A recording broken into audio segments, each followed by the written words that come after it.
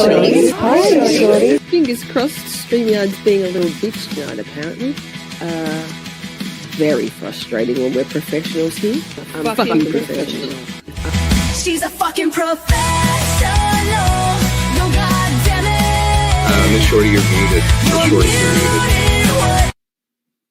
God, yes. Endearing, it's iconic.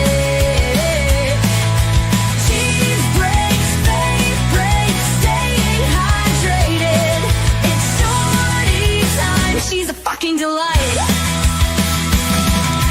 Trial watching, trials and tribulations. It's Camp Shorty calling all nations. What are you drinking? Shall we skip this part?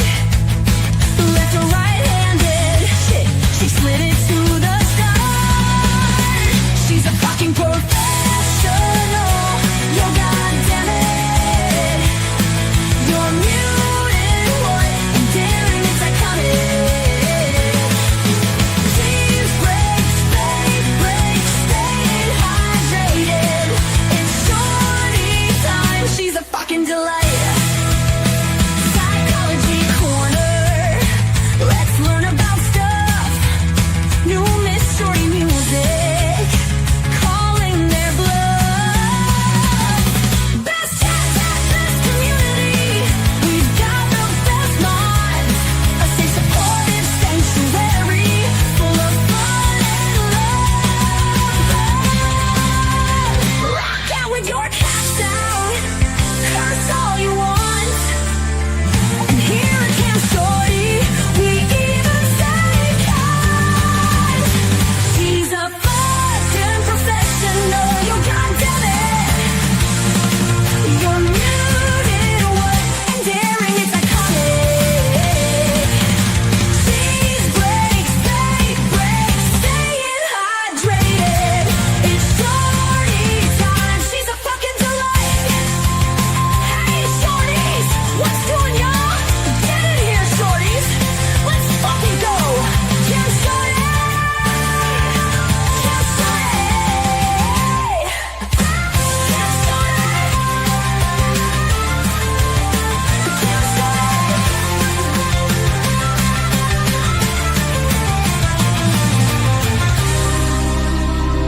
Camp Shorty.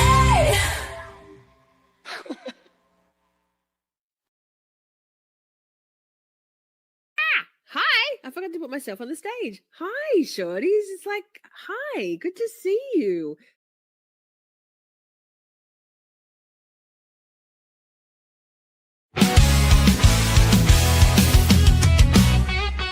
Bait and switch, which is which? Up, down, turn around.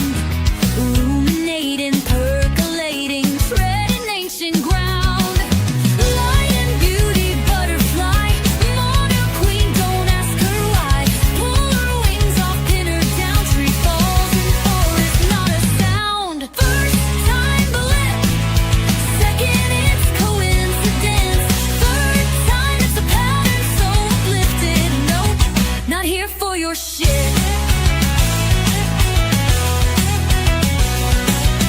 Devil you know becomes the devil you keep. Tossing, turning, losing sleep. Cocoon abandoned, it ain't random. Now I'm counting sheep. Good, bad, shape shifting. Yes, no vampire grifting. Mirror, hold it up. Narcissist, oh hey, what's up? First time blip, second coincidence. Third time it's a pattern validated. Nah, not here for your shit.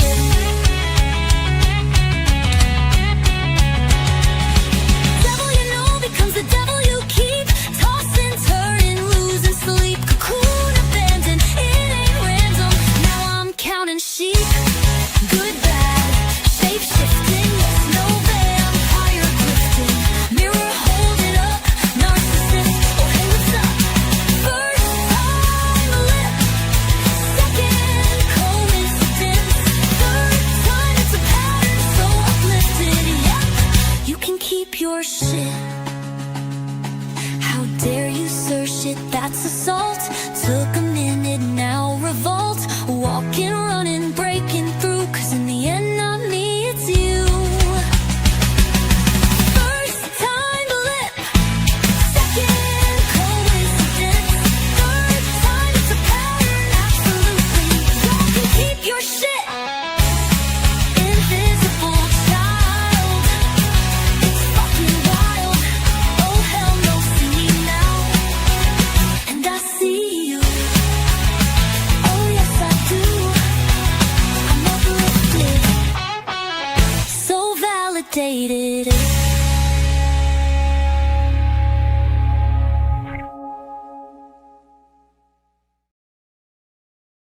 Oh, God. Professional what? Hi. Hey, shorties. Hi, dogs. Hi, my lights are bright. There's crazy shit going on. Poppy can get in on my this side. God, my glasses are clean. Hi, shorties. Good to see you. That's a lady size one. It's only very small. Ah! Oh my God. Definitely a man boy one. Hi. I don't want these lights. Hi. I was just cleaning my glasses. All the things. How are you? Happy Wednesday in America. The States. Happy Thursday?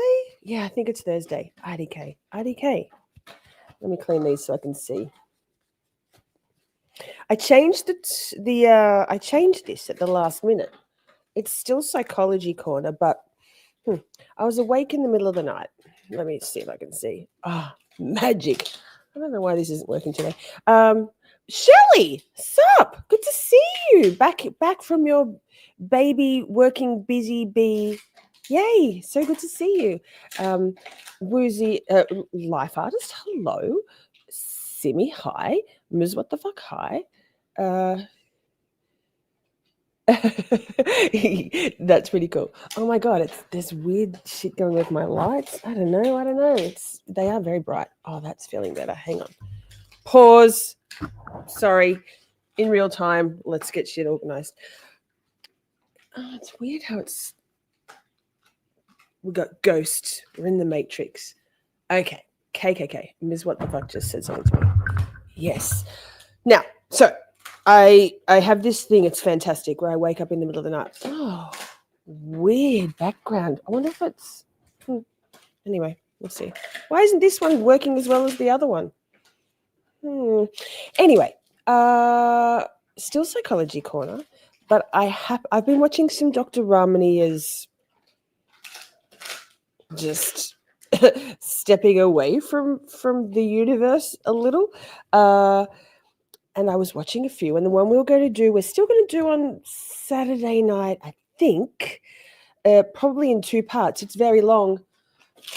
That's what she said. But then when I was going for some shorter ones, and then I came, Too Long Don't Read, not Dr. Ramani, an Australian doctor called Dr. Karen Mitchell on a podcast called the Brad Carr podcast, IDK. The algorithm sent it to me, and I was like, hey, this looks good. And it is very good. So we were going to cover, and we will be on the weekend, probably in, as I said, part 1, and then part 2 next weekend. Psychopaths versus sociopath, the difference, that was what we were going to cover. This one is just all about human predators, dark personalities, people in a cluster that aren't necessarily certifiably narcissistic or psychopathic. It encompasses coercive control. I just thought that this might be a little more conversational for midweek, but really, like, it's really good. I haven't watched all of it because I fell back asleep or started watching. No, I didn't fall back asleep. That's maybe why I'm a little manic. Been awake since 2:30. I started watching the live feed of the Global Sumud Flotilla. So anyway, that. Now, let me say hello to a few more people, and then we'll get into it. We got some housekeeping first also, as well. What's the deal with midweek camp, Shorty? Well, actually, I'm glad you asked, Ms. Pokey, Ms. Momo, and hi, Stephanie, blah, blah, blah, by the way. I have had the last 3 weeks off work. I'm burnt out. I was burnt out, and I was needing to make some decisions. I knew I just needed some time to make those decisions about my work future, my work life future. But in the burnt out state that I was in, I couldn't make any decisions. So I've spent quite a bit of time cocooning and in basically shutdown mode, unless I've been live streaming with you all, heavily distracting myself with stuff happening in the world, geopolitics, US politics. But so we've been doing live streams midweek. All the too longs don't reads. However, I did just decide 24 hours ago that I am going to return to work, that I am going to recertify as a traffic controller for another 3 years. Not that keen on an uncertain future financially or housing wise. Don't really want to look down the barrel of extreme poverty and an inescapable cycle.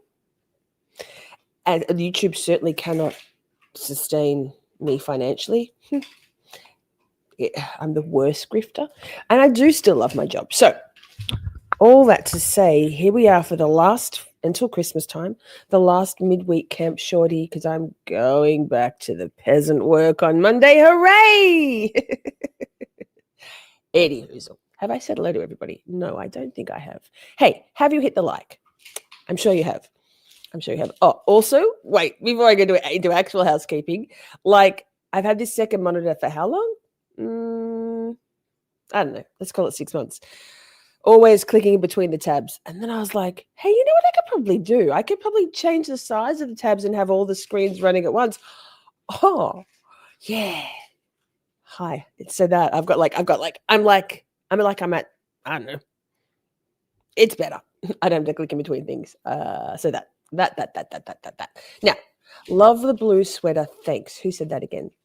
I think that was Miss Shelley as well. God, I can't. I'm no good at scrolling. I'll make sure I say hello to you as we go along, but I got some housekeeping.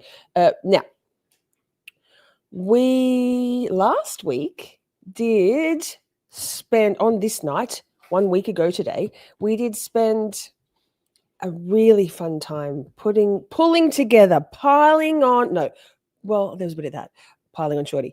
Pulling our ideas and our hive mind, our Camp Shorty amazingness into the very first ever Camp Shorty cookbook, as yet to be named Camp Shorty Cookbook. Now, many people threw some suggestions of Camp Shorty cookbook names into the chat ring, and we the royal we, Ms. What the fuck, put them together in a spreadsheet. She's so good at everything but spreadsheets, yes. And the mod squad did vote on our favorite 4. Those favorite 4, there's a poll on the community tab. Is it still called that? Posts. It's called posts on the YouTubes. So go and vote. We have, there are also what's the word?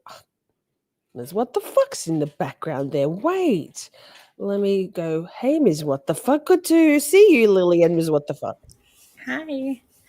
Good to Hi. see you too. Yes. This is the poll up right now. So if everybody can go vote, we have 61 votes right now. I think in the Look at you being sneaky, not voting yet, so that nobody can see what you voted for. Well, actually, I realized you can vote and then unvote. So I didn't know that. So right now in the lead is Camp Shorty's Hot Box. But Bastards. At least it's not Miss Shorty's Hot Box FFS.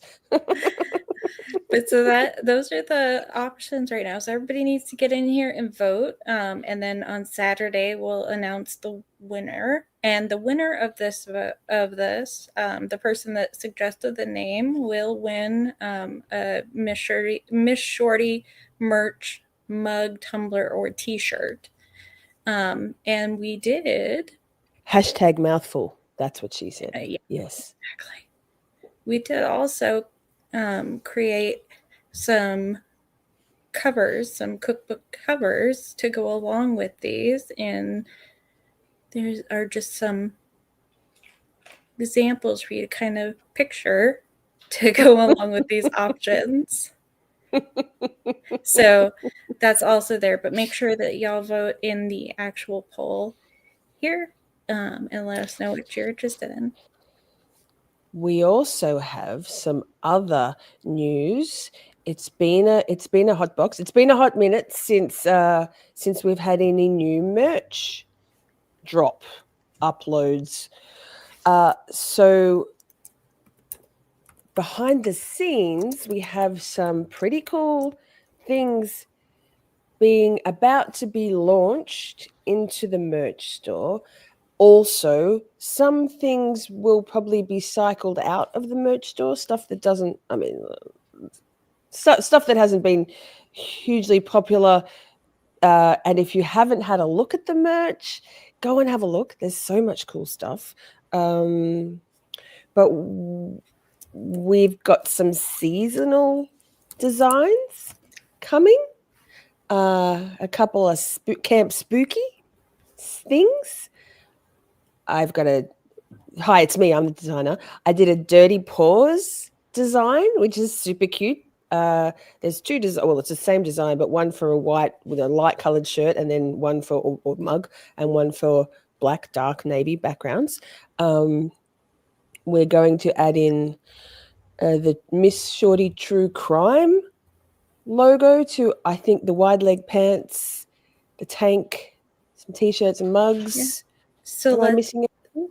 Yeah, well, there will be a bunch of new fun stuff to show off, and we can kind of show that off as it launches. But also, just remember that some stuff will be taken down. So if you're like holding out for something, make sure that you get into the merch shop right now and check it out, and just make sure that if there's something you've been thinking about and waiting on, probably want to get it now, just in case it's something that we might end up getting pulled down, because definitely going to make some changes, and you don't want to end up missing out on something. We hate to see that, but also definitely going to shake it up a little bit and refresh it a little. Yes, it's been on the to-do list, and suddenly it's cycled up to the top of the triaging, right? Yeah. So that's exciting, and thank you to Ms. What the Fuck, as always, for giving me some little pokes and prods and some behind-the-scenes, I was going to say support, but like just doing it. I love you, and I really appreciate you. And Ali, that. So, Matilda, our merch, our website designer and merch woman extraordinaire, is still there as a designer. She's just had a lot going on. So chuck any suggestions on the, what's it called? The community posts. What's that tab that people can post on YouTube, Ms. What the Fuck? Is that what it's called? There is a community post tab on the mobile YouTube, so like on your phone. You can post on there. Also, people can use the contact us page on the website still. Yes. And that'll shoot an email right off to you. To me.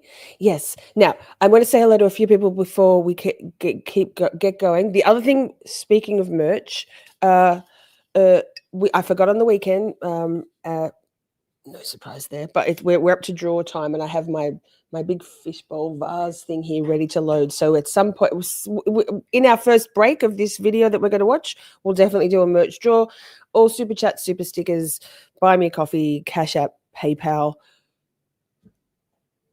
Is there one other one? Memberships and gifted memberships go in the draw fortnightly-ish, depending on how well or poorly I grift.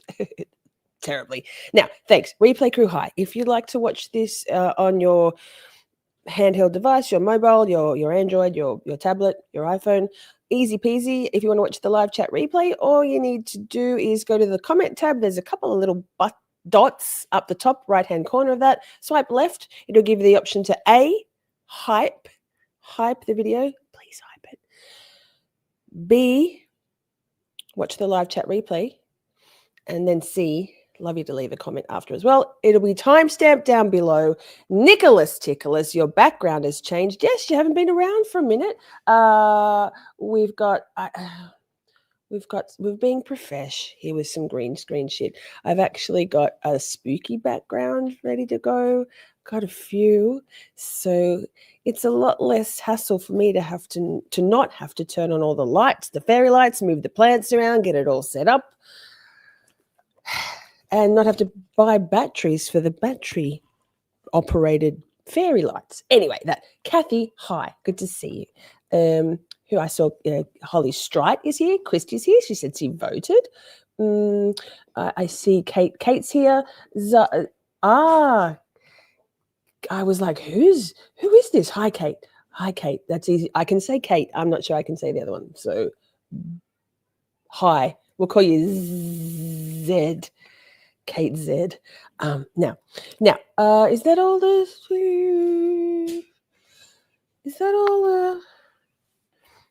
housekeeping? I feel like yes. So that was a long 20 minutes, not that bad. Nick, work, pish posh work. Now, oh my goodness, I've got all these fancy screens. I feel like I'm like some sort of tech whiz. I really don't. Now, it was a long time ago. It was like hours ago that I talked about what we were watching. But here we are. Let me, no. Well, okay, this one. Now, it's about an hour and I'm going to be in a circle. Oh, here I am over in a circle. Weird. It's about an hour and oh my God, this is very confusing. Pause. I can't see anything. There we go. Now I can. There we go. Now, an hour and 50. Wow, I'm not used to. Even though they might react at times. Now that's the very beginning. Pause. Okay, so pause. So what are we talking about? I don't know. It's pretty self-explanatory once she starts. It's a really good interview. He doesn't interrupt. She explains things really well. It's research-based, but it's also real conversational. It starts like that because they start up with a little clip. So that's at the very beginning. It's a little clip, like an intro, and then it goes into the intro. So let's do that. The channel is called Brad Carr Podcast, I think. This is the thing that is most frustrating for the target. Well, let me check the volume. Is that the Oh my dark goodness. personalities No, that's can why. really put on a good show of being the good one. And with dark personalities, it does not take two to tango. You've got an innocent person who's a good person who's being targeted. And even though they might react at times or whatever, it's so provoked. And they can do it because of a number of things. One is because they don't experience fear, and they love this about themselves, right? Yeah. They see themselves as very superior to others who do emote. Some people go onto my social media sites and go, oh, poor people, they don't feel emotions. It must be terrible for them. No, they love being the way they are. Even if they could change, they wouldn't. They prefer to be like this. They think they're superior. But because they don't experience fear, when they tell lies, and they make up huge lies about other people. But it sounds convincing because they'll often use emotional language. But they don't experience fear when they lie. So they can look you in the eye, and because they've got that lack of emotion, they can seem grounded. So it's actually a coldness, but it can appear as gravitas. The second thing is that is all they think about. You know, you might have someone on a board of an international company and you think, oh, they've got better things to do with their time. No, this is where they get the juice of their life from, is the manipulation. So they'll still do all this stuff, you know, this unrelenting attention to personal purpose to target people. And others would think, really? You know, as if they're going to do that to you. It's a long when intro. They're, you know, on this board or they're a surgeon, but they do. A third time is that they are very good at positioning their manipulation in a way that seems positive. And I always say one red flag does not a dark personality make. So you can't just think because you see this one thing, but there's a lot in my work. There's a lot of red flags. Trust me, it is a lot easier where you just go, oh yeah, there's that. That's why all these subsets like covert narcissism and coercive control and all these subsets are not as good, because you just don't get all those red flags where you can quickly go, yes. It's a bit harder because there's not as many of the red flags and some of the key ones aren't in those subsets. If you can just find yourself in this one group of attributes and tactics. You don't have to worry about all the differences. And besides, we don't want to be focused on the differences. We want to be focusing on the common attributes and the tactics, so we all get educated on them. Told. The following I was is a doubting conversation with myself. Dr. Karen Mitchell, one of the world's leading experts in dark personalities such as narcissists and psychopaths. Her research to understand the attributes and tactics of dark personalities is comprehensive and nuanced. Her work has broken away from the flawed tradition of using self-report data from psychopaths. That's self-report data from people who take pleasure in lying and causing confusion. Instead, Dr. Mitchell's work uses the expertise of over 50 professionals who average 22 years experience working with people of dark personality. From this work, she has developed the persistent predatory personality model that helps us assess whether we are dealing with a dark personality. This is a model of 20 attributes of people without a conscience. This kind of clarity is invaluable for victims who are often in the throes of dizzying manipulation and cognitive dissonance. Dr. Mitchell is both a scholar and a practitioner with 30 years practical experience working in corporate culture change and 20 years experience as an advocate in the family courts. Ultimately, Dr. Mitchell's work can help us to understand the worst of humanity. Dark personalities thrive on chaos and confusion. We need clarity to protect ourselves and those around us. And now, here's my conversation with Dr. Karen Mitchell. What compels you to study dark personalities? In my 30 years of working in large organizations internationally, I have seen the huge negative impact that what I refer to as dark personalities or human predators have on not just individuals and teams, but on whole organizational cultures and also on the environment and the social fabric of communities. And I've worked with targets in organizations as well. And it's just so sad how impactful in a negative way these people are.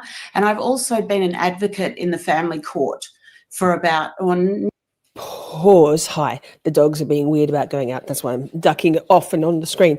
Now, the thing I like, when we watch Dr. Ramani stuff, it's almost exclusively relationship, as in intimate partner relationship stuff. And so the examples are, if you haven't been in a relationship, an intimate partner relationship with a dark personality, narcissist, psychopath, coercive controller, domestic abuser, it's sometimes a little harder to relate to the examples that they give. I personally have, but not everybody in our community has. Dr. Karen actually talks about a really broad cross-section of examples, actually not that many intimate partner relationship examples, but you can still get it. All that to say, I think you all are really going to enjoy this. I was riveted lying in bed going, oh, I'm going to use this to go back to sleep to. And I was like, ding, you're not going back to sleep, girl. Nearly 25 years now. And again, where you get to the family court and something's going for quite a long time between two people, it's usually not a high conflict. It's referred to often as high conflict. It's not. You've got a predator or a dark personality using or weaponizing the justice system to harm and control their former partner and often their children. They do not experience love or are driven by affinity. They have brain anomalies of the prefrontal cortex and the amygdala, so they're quite different to us. They don't experience emotions like empathy or joy, but they do get satisfaction from control and manipulation. They're very different animals. So I've had a lot of experience with the victims of higher functioning dark personalities that are not in prison. And it's, look, to use a technical term, it sucks.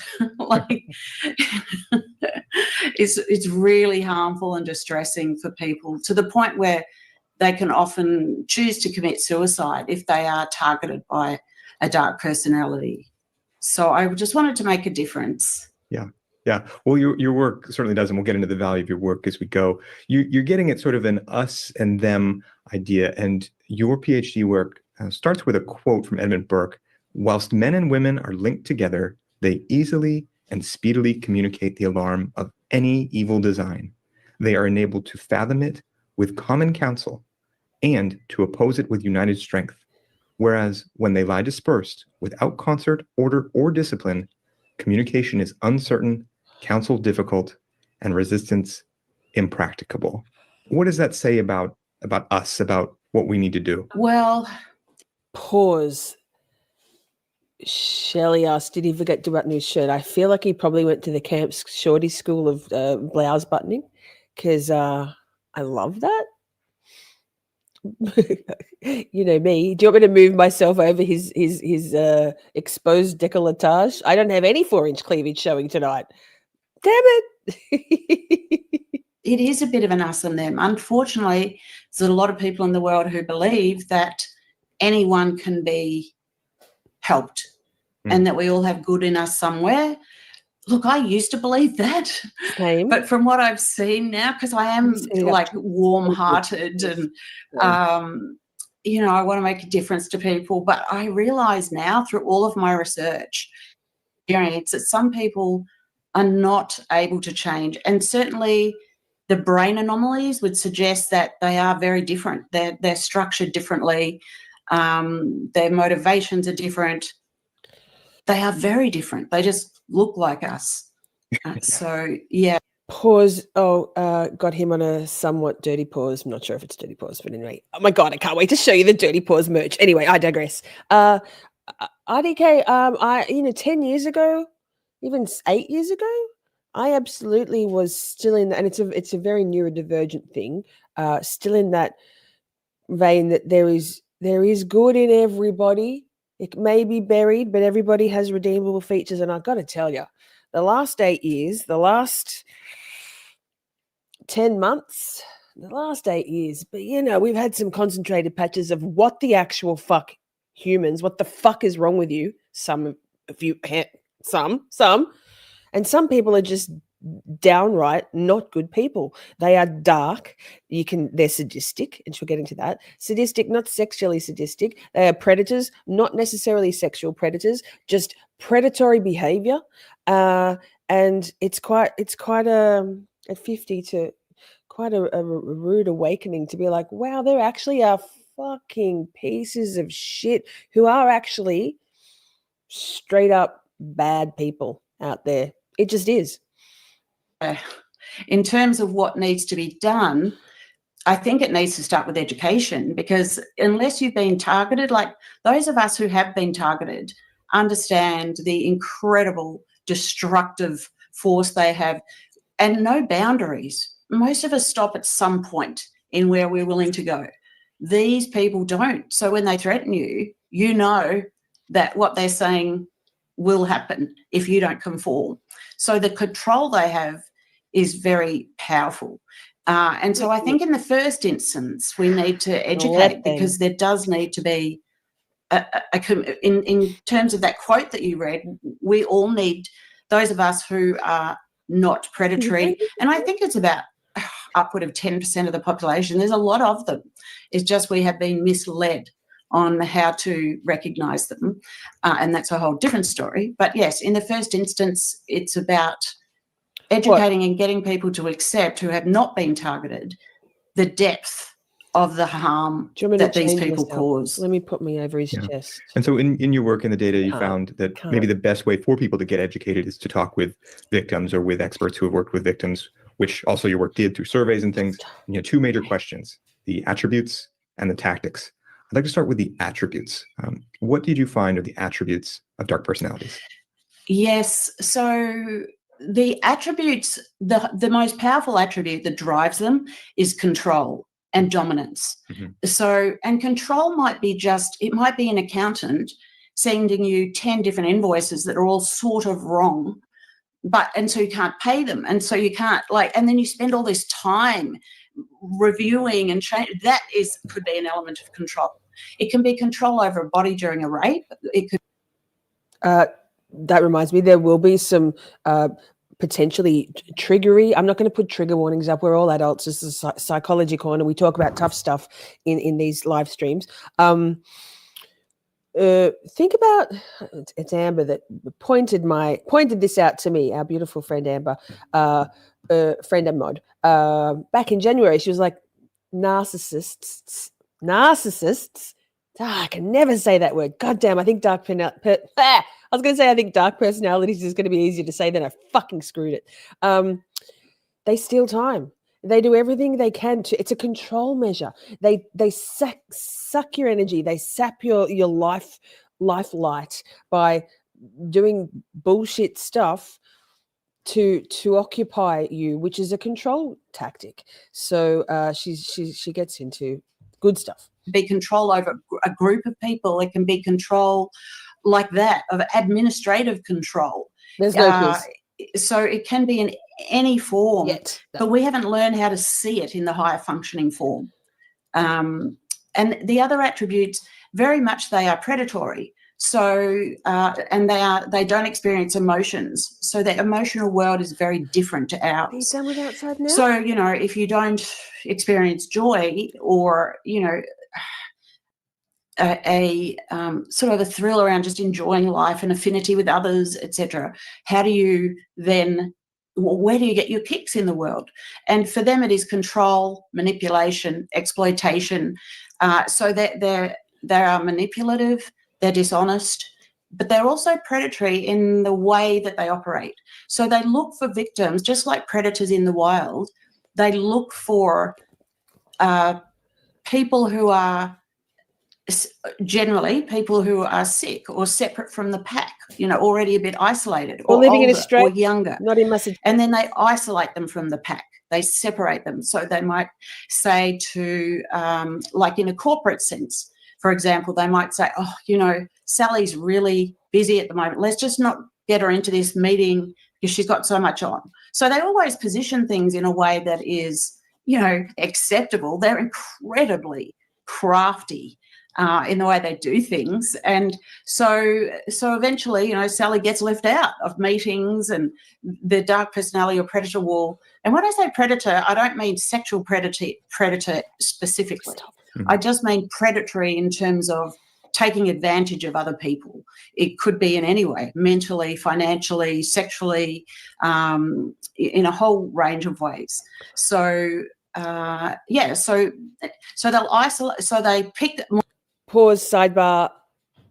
Shorties, be proud of me. I worked out how to reconnect my Bluetooth keyboard after our live stream last weekend when I couldn't. So hooray for me. More vulnerable people generally, they will isolate them from their networks, which in and of itself is very disheartening for people. We rely on and I was watching one of your podcasts with another guest that you had who was talking about this exact same thing.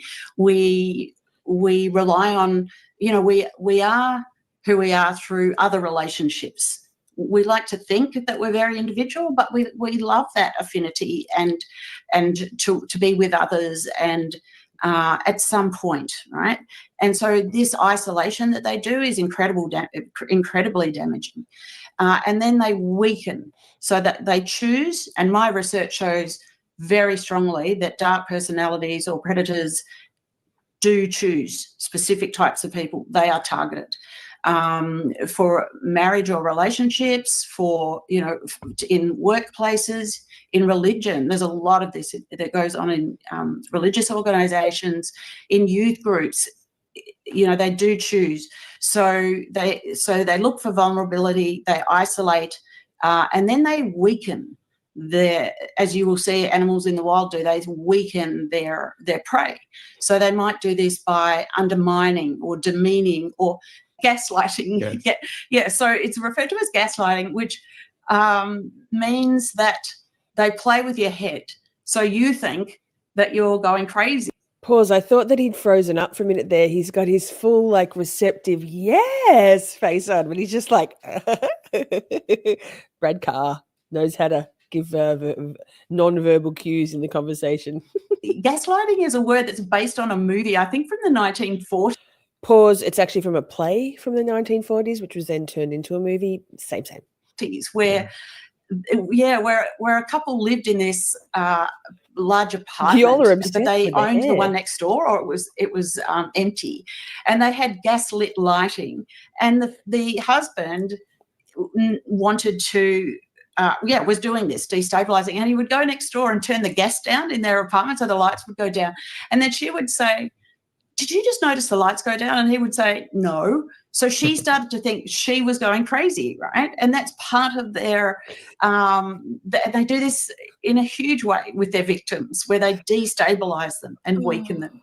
Right. And then, eventually they will go in for the kill. And the higher functioning ones Focus, chat. do that in a way that is not physical. The ones that are lower functioning, my data shows, the ones that might have lower intelligence or not as good at impulse control capability or not as a different type of upbringing, these ones will tend to lash out, and that's where this physical, and they don't have emotions, but they have this pathological anger that is like when prey have their meat taken away from them. So and if you're in the presence of it as a target, it's terrifying. And people talk about their eyes going black. So that Pause. I remember when I first experienced the eyes going black thing, and like almost, I used to describe it as like a roller door, a door coming down, a roller door, a garage door, garage door coming down over in front of my son's father's eyes. They would go black, like beady black eyes, and he was no longer there.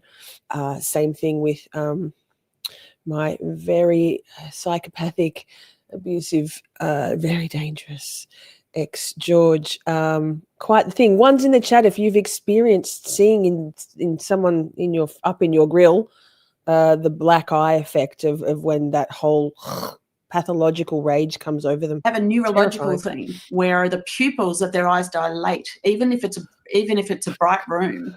So it's and they'll often bring themselves closer physically to the victim, and it's terrifying.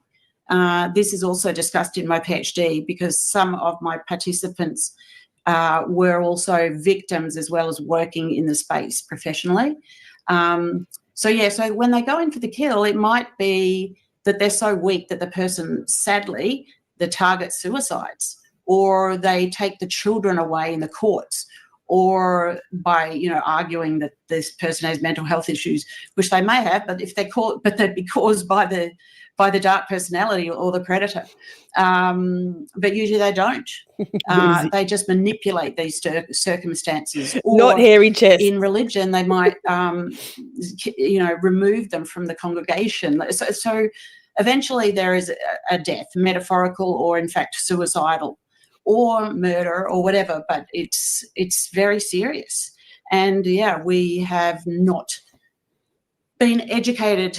I mean, the question we have to ask is, why is it still going on? Why aren't we in a better position to be able to recognize these predatory or dark personalities, because there are millions and millions of them around the world. And she later makes a great point when she's talking further about her study for her PhD or for her book. Anyway, and she talks about the fact that because she starts talking about the hair psychopathic checklist. We've spoken about that before. It was a really interesting take on that, actually. I hadn't thought of it before. We'll get to it. But y'all who've been in Psychology Corner for a bit have heard me say that the deniers of narcissism as being a thing, the deniers of like the Dark Triad, the Dark Tetrad, as in deniers who are in the field of psychology or clinical psychology and research, in my opinion, are the fucking dark personality, narcissistic, psychopathic, Dark Triad, and we get that. Tetrad it adds sadism to it. She talks about it in a minute, but it's psychopathy, narcissism, Machiavellianism, and then it adds sadism. We get there. This is such a good conversation.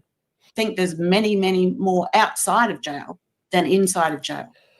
So that's a question. Why don't we understand the red flags a lot more? Why don't we have a pattern of attributes that we can use in the courts to identify them where they don't physically murder, but they really kill people off emotionally and mentally and socially and reputationally? Yeah, it seems one of the themes in your work was that there's an aim to destroy. That while there's one person maybe who's a target, if there are other people who are in a social system who are used to, make a fan club around a pathological person, but there's someone who you said go in for the kill. There's really something there.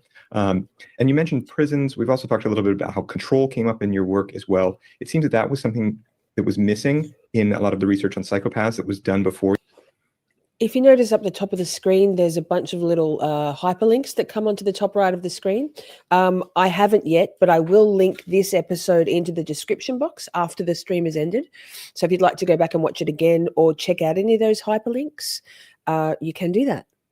Your work, there wasn't quite the same understanding of that importance of control. What is the distinction there? Yes, Holly. Took me a few goes. Yeah, yes. Well, that's a really interesting point, because one of the most commonly used tool to assess psychopaths in the prison population is the PCLR, the Psychopathy Checklist Revised, which was developed by Robert Hare. And a lot of people would probably know of Dr. Robert Hare. He was the first one who... Pause. Yes, she's absolutely Australian. Can't you tell how we're both doctors? We're both doctors. Surely that's a dead giveaway. Yeah, she's Australian. I think that's I'll Google her. I want to find out. I don't know. She doesn't have, she could be Melbourne. She's wearing black. Leave it with me. The first person who talked about no empathy in the 80s, actually. And he came up with this list of, they're not all attributes. Some of them are outcomes, like revocation of conditional release from prison. So they revoke that. So some of them are outcomes. Some of them, he calls them items, although I noticed recently he calls them attributes, but they're not. Some are items, some are outcomes, some are attributes. So he brought out this list. And because forensic mental health professionals were looking for something. Pause. I have to, Ms. What the fuck, interesting that you asked. She's from the... She started the Calmore Institute here. Let me go this in. She started the Calmore Institute in, oh my God, I can't speak. It's because I've been awake for 69 hours. Karen Mitchell, founder and CEO, Mark Vincente, line, what the fuck is on my mind? Australia. Let me see. Where is it? Where is it? Go. I'm saying go. Sydney? South Yarra, Victoria, Melbourne.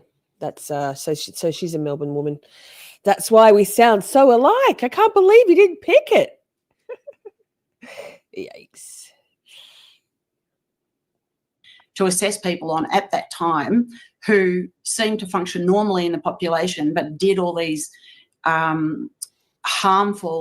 engage in very harmful behaviours without remorse. Oh, man. They jumped on Bob Hare's checklist because it did give some attributes, but it doesn't contain the element of control and dominance, and that's their biggest driver. And to me, that's just astounding. And again, you've got to ask the question, why is that? Because they can exercise control and dominance in prison, because in my research, I had both forensic and non-forensic specialists who work in the area. They work with dark personalities, and their victims. So some of them were outside of prison. So my research, and their average experience is 22 years continuous experience with dark personalities and their targets. So it's pretty comprehensive. The actual experience, some of them are a lot longer. Mm-hmm. So they're very much experts. And some of them, for example, working with cult leaders and cults, in surgery, medicine, law, military, politics. So they were working with dark personalities in all of these areas and their targets. But I also had forensic specialists who've been working with ones that engage in more overt destructive behaviors. So one of my research participants is the FBI profiler who's caught the highest number of serial killers. Hi, Diane. So yeah, it was the broad spectrum. Pause. Hi, Diane. Good to see you. We're talking about, Dr. Karen Mitchell is talking with Brad Carr from the Brad Carr podcast about dark personalities. So it's like a catch-all or a more inclusive, less sort of narrow, exclusive way of sort of identifying not just narcissists, not just psychopaths, sociopaths, potential coercive controllers, not just toxic people, assholes, but a pretty a more inclusive way of identifying them. She's worked in family court, as in to try and advocate for victims of coercive control in family law court situations, custody stuff, and she's done a PhD. And is in the process of writing a book. She'll get to it. In my work, and control and dominance very obviously came out as the highest driver. And this is cumulatively over 1,000 years of experience with dark personalities. Now, a lot of the research that's been done on dark personalities is by actually asking them questions about themselves. And it's about ones in prison. And if you've been targeted, as you have, Brad, you know they're never going to tell the truth, not because they want to hide something. You know, most of us, if we don't tell the truth, it's because we feel embarrassed or guilty or whatever. They just do it because they can, and they enjoy doing that stuff. They enjoy playing with our heads and misleading us, and the higher function. Pause, and that goes back to hi, my crime time. I won't put that on screen, but hi. This is a little bit going back to that revelation that a lot of us have had in the last, in our lifetimes, probably too late, but better late than never, realizing that there are some people who aren't all good out there, right? Who in fact don't really have any redeeming qualities that are genuine and authentic. They're a mask, right? There are plenty of them around. So when she talked about before boundaries, and the fact that, you know, there's Dr. Karen Mitchell, that some people, you know, there's a certain point, we'll go a certain distance in terms of how far we'll push something, but there's always an end point, whereas these dark personality types don't seem to have an end point. They will stoop. No low is too low, right, for these people. And it's so hard to wrap your head around how to fathom that somebody could do something with malevolence and egregiousness. What could be more egregious? And have absolutely no qualms about doing it, fucking over people just because they fucking can, lying about shit just because they can. And while most of us still, the naivety of me still, this is assuming that because I only ever tell the truth. I only ever tell the truth to a fault. That other people will also tell the truth. Spoiler alert, they don't. And that B, people will understand that I have integrity, and that what I say what I mean, and I mean what I say, and you might not like what I've got to say, but at least I'm not being a fake ass bitch, and I'll say it as kindly as I can. So it's hard to fathom that when you're saying something truthfully, doing something with integrity and honor, there are people out there who don't aspire or subscribe or give a fuck about those really important, like, key qualities in a human, as far as for a good human, in my opinion. Ones don't want us to know what they're like, what the red flags are, so they can continue to get away with their dark lives, because what we see is just the facade. So hold on, where am I going with this? I forget what you actually asked me. I was on a roll. Hey girl, welcome to my the world. distinction of control as being an element that has been missed in the past in a lot of the working prison populations. Yes, exactly. And the other thing is, and also, I mean, we have the distinction of narcissism as well, and we have covert narcissists, malignant narcissists. Pause. That's a really good distinction, my crime time. who says, I always try to tell the truth, but sometimes I have to lie, otherwise people will be upset. Yeah, there's some little, like, there can be softening things, or leaving something out by omission. I don't know. I'm of the opinion that you got to be cruel to be kind, and to, like, I'm just gonna fucking say it. Like, that's part of nicely. I'll say it kindly, but I'm not. It's not always people expect. People don't like telling the truth to themselves, right? Generally, humans are not honest with themselves about themselves. They stick our head in the sand about things. We deflect. We do busy work. We stay super productive. We watch our screens. We do all the things. We don't often be really hard and fast with the truth about ourselves. So, and society is so used to being kind of fake and saying and expecting to hear the fake niceties, that when someone is truthful, not cruel, just truthful, a lot of folks don't like it. Like, how dare you? That's assault. You're telling me the truth? Wow. You need to be brutal about it, but vulnerable narcissists. The more different classifications we have of all these names, Machiavellians, Dark Triad, Dark Tetrad, the harder it is for us to focus in on what the reality is of the red flags, right? So some of the dark personalities themselves are making this stuff up in academia and research to keep us off the track. And that came out in my data. That's not just my view, although it is my view because I've encountered it trying to get my work out with the academics. It's very much a closed shop. Anything that challenges that PCLR, and I'm fucking honest, which is taking a long time to get out there. Someone said the other day, "Are you really writing a book because you talked about it for so long?" I'm almost finished, I promise. But the chapter, there's one chapter that was a bit more difficult to write, and it's just taken me a bit longer. But the other thing that's missing in a lot of these models is sadism.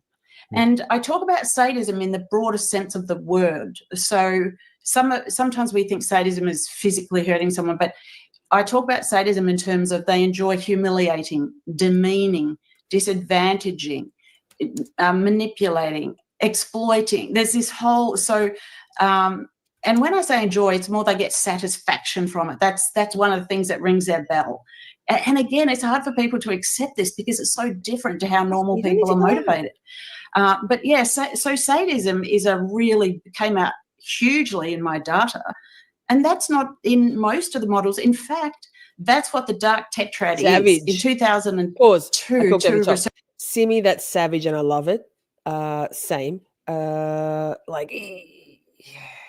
Like I'd rather hear it. If it's going to be painful, I'd rather be in pain for a minute and have like real hard home truths, right? And then work on it. Then someone lie to me about something tiny or something massive. She's talking about the Dark Tetrad, so I'll scoot back by 10. Oh my God, so good to have my keyboard working connected again. Really came out hugely in my data. And that's not in most of the models. In fact, that's what the Dark Tetrad is. In 2002, two researchers said, we think sadism is a fourth dark personality type. So the first one is psychopaths. This is the Dark Triad that a lot of people have heard of. Psychopaths, narcissists, Machiavellians, that's the Dark Triad. And then they've added everyday sadism as a fourth type to make it the Dark Tetrad. Well, my research does not support that. It shows that all dark personalities have this want and this satisfaction in doing these things. And normal people, like eating out, getting your kids to eat out of a dog bowl, like stuff that we would just think, really, this can't be happening. They must have mental health issues. Pause. This was quite a confronting. These kind of shows for me are very confronting because, I mean, we compartmentalize things, traumas in our life here. Otherwise, we can't dwell on them all the time. I've processed all of my traumas, and they all sit nicely in little boxes. And then I watch or listen to something like this, and I'm like, oh, that's right. I remember that time my abusive ex George put a dog collar, not a collar, just a lead in the middle of a oh my God, an episode of his, and was dragging me around just like as a choke link, trigger warning, and was just throwing me around on the floor, like dragging me around like I couldn't breathe, man. Yikes. That dog bowl comment took me straight back to that moment. I was like, I haven't thought about that in ages. Thanks, guys. They must, if someone's lying, but they do all this sort of stuff.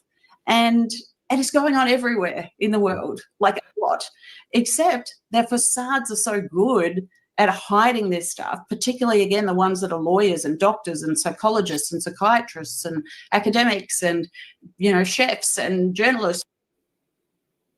Pause. My crime time. I think you probably just hopped in just after. She's a PhD doctor. She's done research, 22 years of research, and her name is Dr. Karen Mitchell. I'll check. They did talk about it at the very beginning. My brain hasn't retained it, but she also is the owner and owner and operator? No, owner and CEO, founder and CEO of something called the Calmore Institute. I will put that link in the chat for y'all, so you can see. It's an education, and it says we educate and support regarding blockers to thriving cultures, parentheses, e.g. narcissists, psychopaths, close parentheses, and bullying, predatory and coercively controlling behaviors. We create workplace and organizational cultures in which people thrive. So she's the guest, and Brad Carr it's called the Brad Carr podcast. I'll drop that link to the website in. They're just so good at hiding it.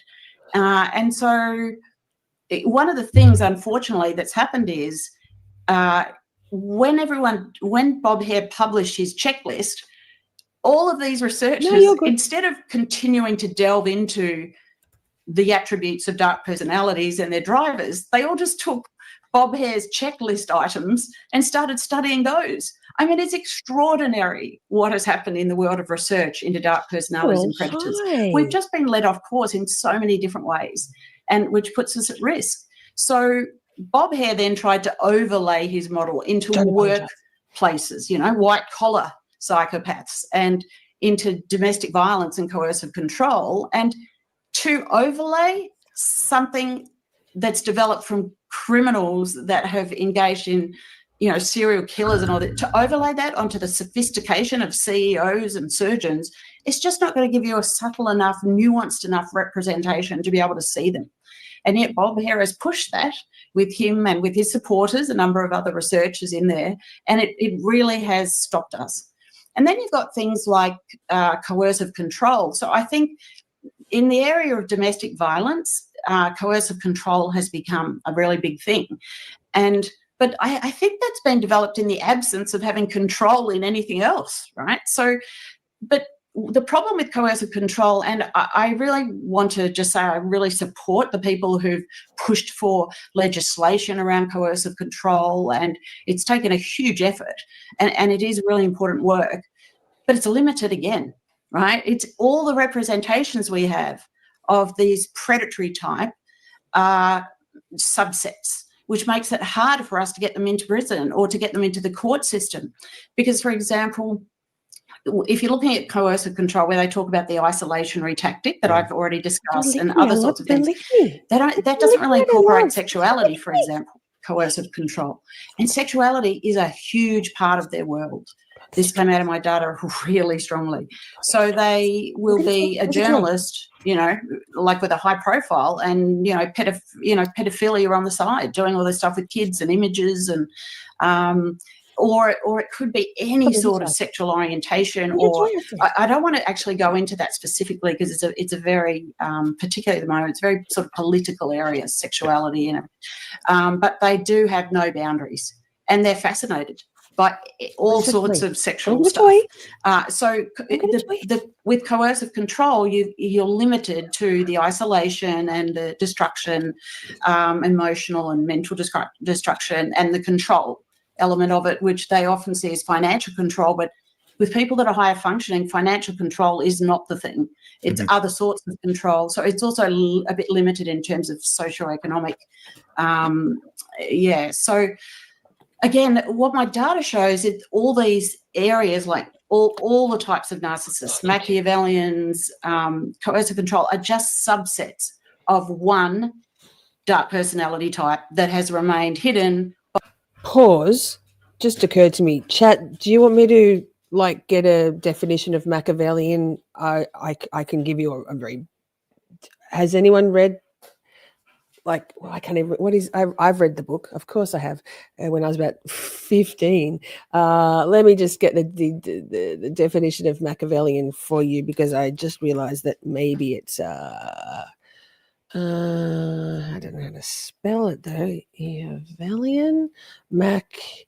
Machiavellian, how do we spell Machiavellian? Jesus Christ. Wait, sorry, shouldn't say that. Let me do it this way. Dark Triad. Walk and talk, chat. Let me get this for you. Let me get it. Dark Triad meaning. Okay. Machiavellianism. Okay. Can I just copy that? Because my brain won't remember how to do that. Okay, copy. Yeah, copy. Yeah, boy. I love this. Promote this shit.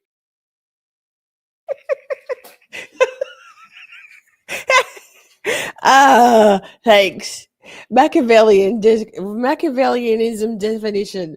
So Machiavellianism is characterized by emotional detachment, cynicism, and interpersonal manipulation. But wait, I'm going to go with Machiavelli,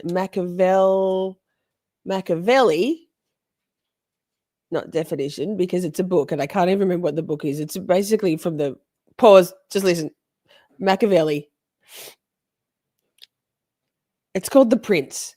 I know you can't see what I'm talking about. It's from Niccolo Machiavelli. Basically, it's all about using power, control, and manipulation to get what you want. Right? Hi, Sammy. By the way, Machiavellian. Thanks, Poke. Thanks. So it's the way. Oh my god. Anyway, that's that. So that's Machiavellian. We have done a show on the Dark Triad. I have a feeling that I didn't really go into that much stuff because it was quite the moment in my life in January. Anyway, by design and by scoot back just So again, what my data shows is all these areas, like all the types of narcissists, Machiavellian. So gaslighting is where you basically knowingly deny a fact, a situation, that you said something, where someone will deny that they said something, where they'll basically it's crazy making shit. Gaslighting is knowingly saying that something is not true, that it didn't happen, I was only joking. Hey, I was only joking. That you're being too sensitive to minimize the person who you're saying that to, their experience, and it's crazy making shit. So gaslighting is basically when you know full well, like I know that's what you said. I can show you that you said this. I know full well it was on this date. I know full well so and so was there. I know. Please. And the other person's going, or like, dude, I know you weren't joking. Like, I know you weren't joking. If you call me a lunatic, that's not joking. What was that? What was that? Accidentally Are you gaslighting me? Sorry, I accidentally unmuted, but I popped on because I want to tell you, I wanted to ask you something. Have you heard the gaslighting, the joke about gaslighting? Why? What is it? Well, have you heard it? No, I haven't. Yes, you have.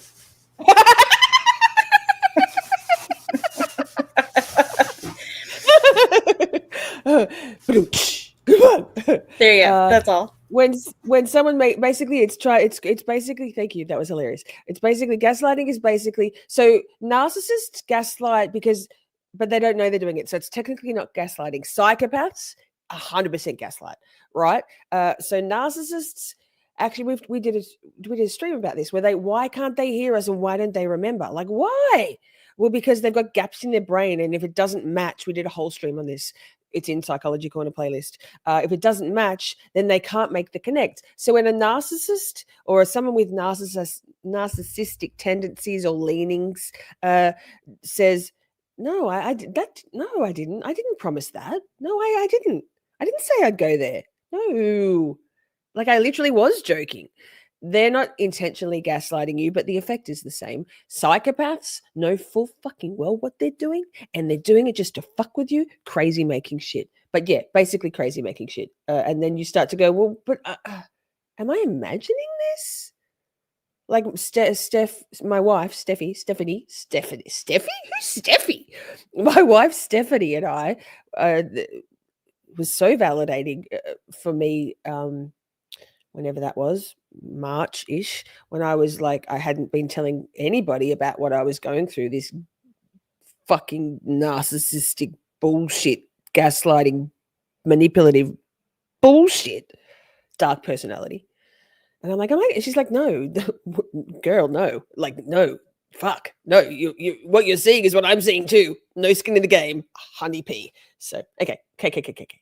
Steffi, I'm sorry. It all goes back to cheese. I suppose it goes back to cheese. Anyway, okay. Oh, I just confused myself. I forgive you too. I love you. And coercive control are just subsets of one. I'm going back again because I stopped in the emotional and mental destruction and the control element of it, which they often see as financial control, but with people that are higher functioning, financial control is not the thing. It's other sorts of control. So it's also a bit limited in terms of socioeconomic. So again, what my data shows is all these areas, like all the types of narcissists, Machiavellians, coercive control, are just subsets of one dark personality type that has remained hidden by design and by the way that they've chosen to do research. It depends on who's doing the research. Some of them are dark personalities themselves, which has come out in my research, so they've actively misled us, and others have just, chosen self-reporting, which is so ridiculous, but I don't know, because it's easier. You've got them in prison, it's easier to just ask them.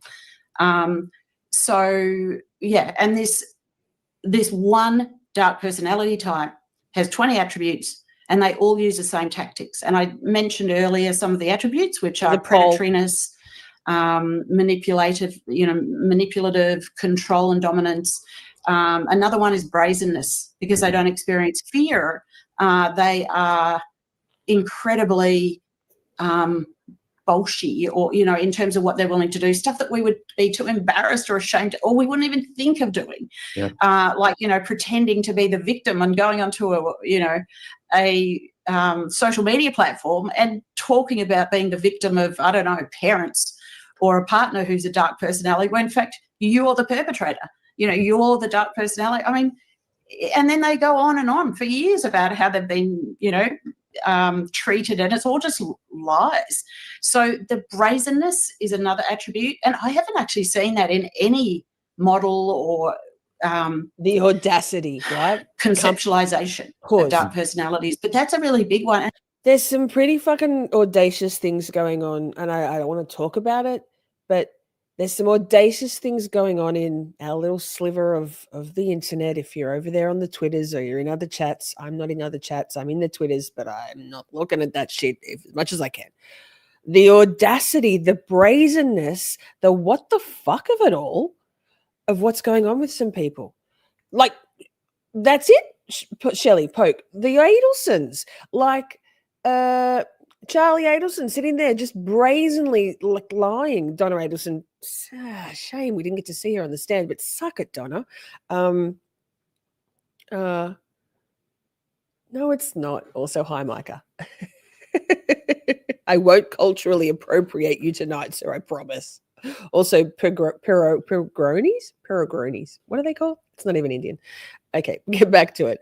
The brazen, like, what the fuck are we doing here? Just like blatantly, like, anyway, And That. again, these attributes are really important to show And hi, Laura. all the red flags, and because we can see them a lot quicker, whereas these subsets don't help us as much. But I understand why people have moved towards these subsets in the absence of other data, accurate data and nuanced data. And we want to know what's happened to us if we've been targeted. So we think about, are they a covert narcissist or a malignant narcissist, because we have the absence of data to really help us. Whereas, excuse me, data and data are the same, like sheep and sheep. Are there more? I was going to say mice and mice, but it's mouse and mice. And then my brain went to dolphins. Anyway, data and data are the same. Data and data are the same. It's not dat. Who dat? what my research does, I hope, is to really help believe you with showing these are the attributes and these are the tactics. And there's 25 tactics that came out. Isolation was just one of them. And they all use the same tactics. It's like they go to, they study predatory behavior 101 at uni because they all use exactly the same stuff. It must be something to do with the brain differences, I think, because it's so identical between all of them. So I'm hoping that we won't have to use these subsets anymore, that eventually we'll be able to go to the 20 attributes and the 25 tactics, and everyone will feel confident that their experience fits within that model. Yeah. Yes. Yeah, I think about that when I think about kind of trying to summarize what do I resonate with. Pause, Micah. We're going to have sidebar. I'll stop being. Anyway, it's Camp Shorty. This is what we do here. I think if you sound it out, man, Aluminium. In Australia, we have ium. It's IUM. It's not aluminum in Australia. It's aluminium. We have an I. So we say it how it's spelt here, and y'all say it how it's spelt there. I'm just saying. No. Media and medium, yes. There are others. No, absolutely. But data and dumb. Wait, what? Color. But color and color are spelt the same. Wow. Thanks, Gabby. Settle it.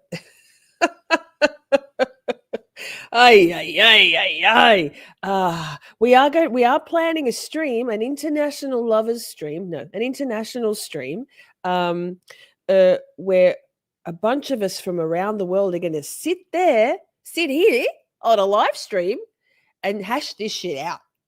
We're going to pronounce the funny stuff. We're going to try to pronounce each other's hard words. That's what she said. And it's going to be fun. Stay posted. It's coming. That's what she said. In your work, and it's something like that. The existing models that we have, I think, are often, you look at something that's clinical, something for a professional wants to diagnose something, or you look at something like the PCLR, and you start to get caught up in all of that. But if we have something that's more for someone who's experienced this, to just try and understand, oh, I was dealing with a dark personality. If you missed it when he says PCLR, it's the psychopath checklist LR. Don't know. It's the adaptation of it. This is who this person is. These are their attributes. These are their tactics. That there's a certain relief and clarity that comes from that, and comes from understanding your model. You group the attributes as well, so it's even more simplified. You take 20 attributes down to 4 groupings. Yeah, they drive the agenda was the first grouping. And which 5 attributes did I put under that grouping? Under that grouping, a drive. Because he's very expressive in his face. So no, basically, dark personalities is so Dark Triad doesn't include sadism. Dark Tetrad does. Dr. Karen Mitchell, who we're watching, who's speaking here, has done 20 years or something of research and discovered that actually they all include sadism. Oh my God, you're going to sadist. Oh, here we go again. That word. And so this is a dark personalities test, because Dark Triad is psychopathy, narcissism, and Machiavellianism. Dark Tetrad adds, whoa, that's hard, adds sadism to it. Sadism. But dark personalities is a catch-all that includes coercive control, basically. Let's listen. Here she's going to talk to the points now. We're going to the list now. for control, power, dominance, self-view of superior and special, entitled, a pathological, explosive inner response to being compromised or challenged, vengeful. Yes, basically cluster Uncompromising. B. Yes, inverted banana. Yes. So all those attributes like fit in the fact that so they punish. That vengeful thing, those of us who've been targeted know that if we do anything outside of what they like, they will punish us. And that's the vengefulness. So what's the second grouping? Second group, they are motivated and operate differently and darkly. And the attributes that fall under that group: predatory, including exploitative, sadistic and cruel.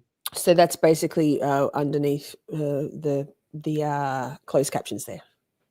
Has a low regard for laws, regulations, and agreements, as well as What? social and moral codes, sexual/relationship boundarylessness, unreasonable expectation of others. Yes. So all these attributes came out of my data very strongly. And that unreasonable expectations of others, I have not seen in any of the sub conceptualizations either, like, malignant narcissists or coercive control or Machiavellianism. But that came out quite strongly, the unreasonable expectations of others. And I've written a lot about that in the PhD if anyone wants to check it out. What was the third grouping? Is there an just audio on that book? unreasonable expectation, I'll just add that was really eye-opening for me. But like in the beginning, when you talked about the accountant who might send you down 10 different rabbit holes, when you deal with these people, sometimes they just set you up for failure. Sidebar, actually, that just reminds me of unrealistic expectations. Someone that was quite heavily involved with the channel at the start of the year and in my life had this, and I didn't know anything about. Let me preface this by saying not political affiliations, whatever. But they were like, you know what? I want to get you on Candace Owens' podcast. I was like, I didn't. I'm like, it's got millions of viewers, millions of views, millions of subscribers. That's where you're going. I'm just going to work out how to get you there. And I'm like, sir, we haven't even got 10,000 subscribers. But okay. Now I'm like, but it seems as though they're trying to pull you away from me. I've written a lot about that in the PhD if anyone wants to check it out. What was the third grouping? Yeah, and just on that unreasonable expectation, I'll just add that was really eye-opening for me. But like in the beginning, when you talked about the accountant who might send you down 10 different rabbit holes, when you deal with these people, sometimes they just set you up for failure. But it seems as though they're trying to pull you along to something bigger. Group number 3, the truth is not easy to distinguish or believe.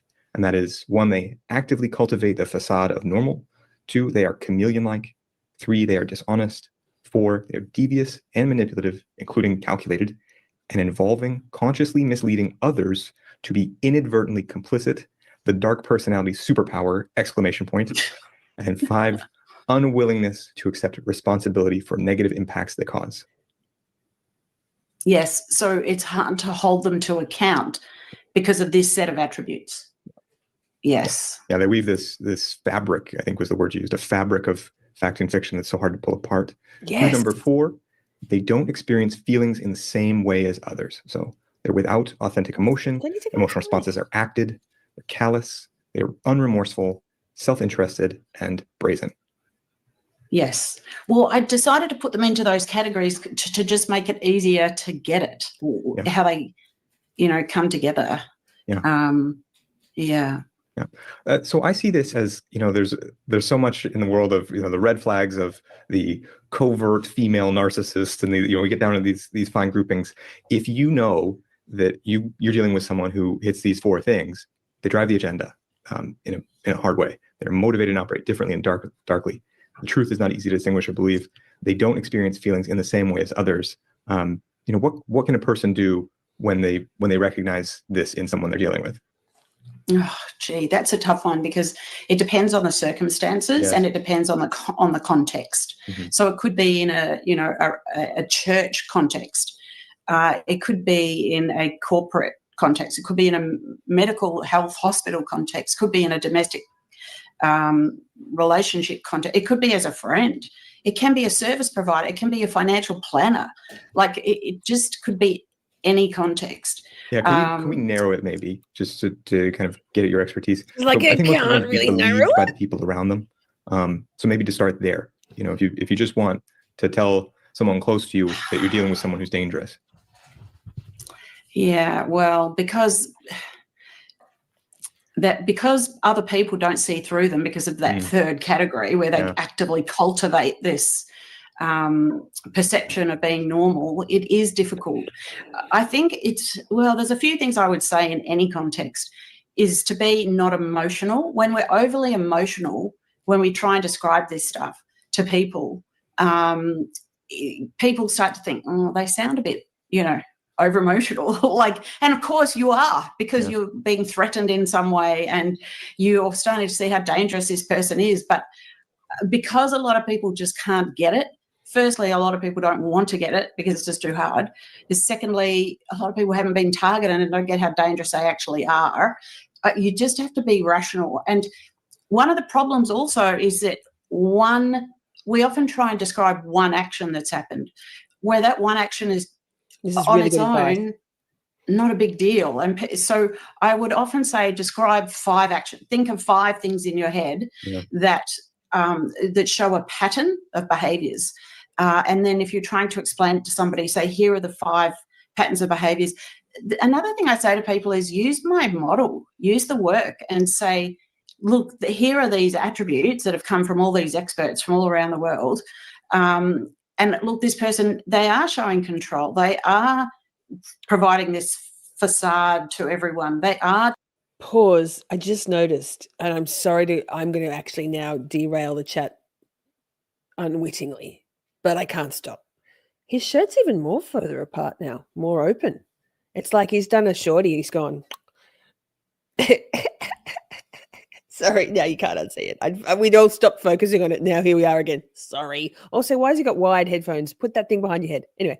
So when you can see something fits into a established model, that can help as well. Yeah, look, in a corporate sense, it's good to always, and in a domestic situation, receipts, diaries are really important, dates and times, so that you have a record, because you start to forget. You get caught up when you're being targeted in the morass of it all, everything that's going on. But it's really important because you think, oh, I'll remember, because it's so hurtful or it's so bad. But then there's 20 other things happen in the next 2 weeks and you think that's gone out the window. So for my book, that's actually been an interesting thing. I've had insights like 5 years ago or 10 years ago, whatever, and I've noted them at the time and I've gone back and thought, oh, yeah, I would have left that out, So, yeah, it's doing a diary of exactly what's happening. That's good in corporates as well. Take someone with you, and I would recommend that in corporates, in domestic situations, in religion. Just have someone else there. They can't get away with stuff as much then, and they recalibrate. I actually saw this person recalibrating at the time when this person realised that I had someone with me, So, and the thing is, they do, when you see through them, and with me, unfortunately. In his defense, I am fake tanned and bronzed up to the extreme. Blush, all of the layers, all of it. So he looks especially fair with me right next to him being all like tanorexic and shit. Will her shirt do the same? Micah, we haven't seen it. Hers, no, she's got a boat neck on. You can't see. I don't think we'll ever get to see any boobs. But there is a boobs emoji, so there's that. It is obvious the point often that I see through them, and then I get targeted because it's like, so they'll just keep it going. So that's one of the ways that I stop it, is to bring other people in. Not so much as that. The dark personalities have what is often referred to as flying monkeys, which I think that comes from the Wicked Witch in The Wizard of Oz. The witch had all these monkeys that flew with her, and they supported her, right? So, so the dark personalities do engage others as part of their to support them. So they get a lot of others on side. but this is different. This is actually getting others to observe what's going on, others to protect the conversation and the outcomes, and having witnesses is very important. So this is not manipulate. Dark personalities will manipulate people to support them, and will manipulate information inside of that, and will provoke their victims, so as that their flying monkeys really think, oh gee, they're right, this is going on, with this other person. So there's a lot of manipulation. What I'm talking about is not manipulation.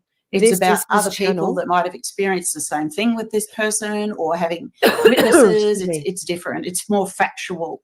It's not manipulated. I just wanted to make that distinction, because also when I say there's two things that are really important if you want to understand if someone is a dark personality or not. One thing is research. We must do research into their background, because the red flags become more evident. And the other thing is knowing what the red flags are. And as you've said, my work, I hope, does seem to resonate with people around, the red flags are inside of all of that. So you have to know that, so you know what you're looking for. And I want to make the distinction on this as well, is that dark personalities will stalk, but in a broad sense of the word stalk.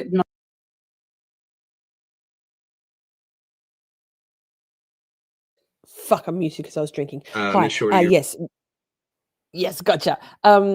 Christy says brain break. Yes, we're going to have a brain break in a minute. I was just looking for a natural place to pause and say, in about 5 minutes, we're going to have a music break. I'm picking a song. And also we'll do the merch raffle draw. So last calls, raffle draw. Gift and memberships, buy me a coffee, Cash App, PayPal, super chat, super sticker in the draw. Okay. Yes.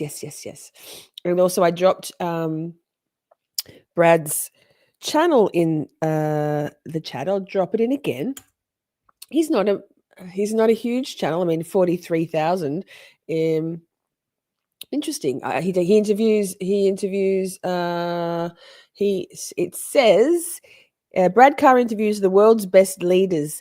Guests include Navy SEALs, #1 New York Times best-selling authors, CEOs, and more. So there you go. Ms. What the Fuck, thank you so much. Oh, and Larry, welcome to Shorties. Thanks, What the Fuck. And then, hey, Larry, sup. Not like we might think of it. So they look for information that they can use against their victims. They look for like they want to know dates where their victim or target is going to be. They want to know who's in their victim and target's life so they can approach them. It's sort of a manipulated form of stalking. Very interesting, isn't it? As potential targets, we need to do research. That is not stalking. It is protective. It is getting data. It is looking for data. Now, what the dark personalities do is point at the victim target and say, oh, look, they're stalking me. So they reverse attribute everything as well. So it's really hard. But that's why I'm making these distinctions, because the waters get muddied where you have a target and a dark personality, because a dark personality, whatever they've done that's wrong, they will say that their victim's done it. And then the victim, and usually before the victim even sort of gets what's going on, and then the victim comes out and says, no, they did that. And it just looks like he said, she said, right? Mm-hmm. But it really isn't. So we do need to be good at really looking at, well, who do I believe here? And most people go, it's too hard. Well, that sucks, to use another technical term. But, it's like the poor victim is really getting this horrible stuff going on and could potentially even suicide. We don't want people to say, oh, it's too hard. We need people to do a bit of research, know the red flags, and say, oh, yeah, there's incongruency here between what this person's saying, whereas there's not with this one, right? So, yes, we need to step in and support people and really get this stuff. Because, and I've seen that in a situation recently where that happened, where everyone just stood back Like they're waiting to see what's going to happen. But it's not about waiting. It's about researching and really looking at, because you'll have two parties both accusing each other, really looking at what are the red flags, what's actually being said here, and what's my sense? What's my sense of? Mind you, they did do a thing in court, with judges. They did a study. I think it was, I forget what year it was, but where they actually got dark personalities that to say something, and then they used just a normal person to say something, and the judges found the dark personalities more compelling, more convincing. It was a blind study that was done. Yeah. So wow. But intuitively, I do think though, Trust a lot of the time we can sense whether what's going on. With dark personalities, there's often an underlying anger or resentment that they're even being in a position where they have to be doing this reverse attribution, I call it, where they attribute their actions to the poor victim. So you'll get this sort of chip on the shoulder thing, because they're very entitled. So there's little things like that, and there's lots of things. That's why, and it's all described in my PhD, and there'll be more in the book when it finally comes out. Yeah. But yeah, there's lots of these little things we can see. With these things that we can see too, we could talk maybe about tactics too. So we've talked a lot about the attributes, maybe identifying the tactics as well. Yeah. Pause. I think that's a natural breaking point before they go into tactics, because they've spoken about the attributes. Oh, geez Louise, that's a bit terrifying. So, all further entries will be going into next week's, fortnight's, whenever, draw. Ms. What the fuck? Would you do me the honor of being the person who clicks the bumper thing? Please and thank you. Well, now it gives me almost an indecent thrill to say it's time for me Shorty's merch raffle draw. Can I have a drum roll, please? And this week's winner is...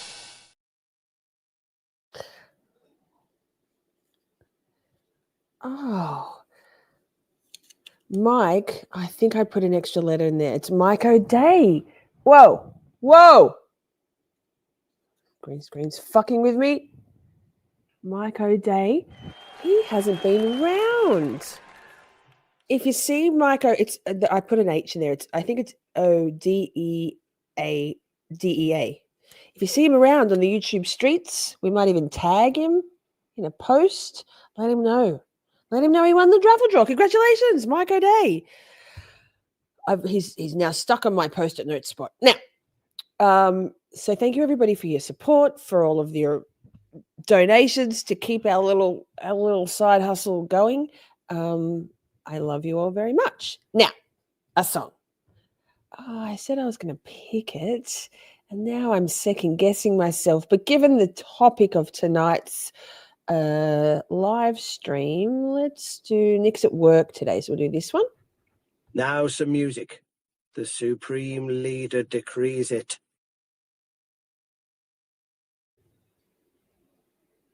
Ugh. Nefarious, precarious, and bold in trilogy. Triptych, switch, rage, soliloquy. It's a stool, it's a tripod, Machiavellian, but you're not God. Orchestration, triangulation, evil emanating, dark triad. Big mad, the dark triad.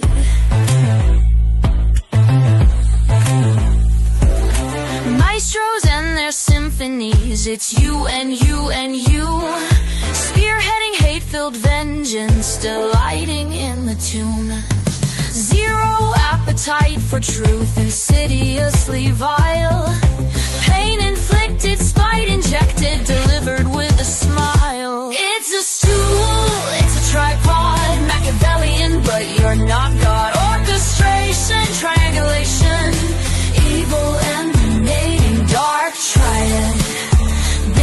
Big mad, the dark triad.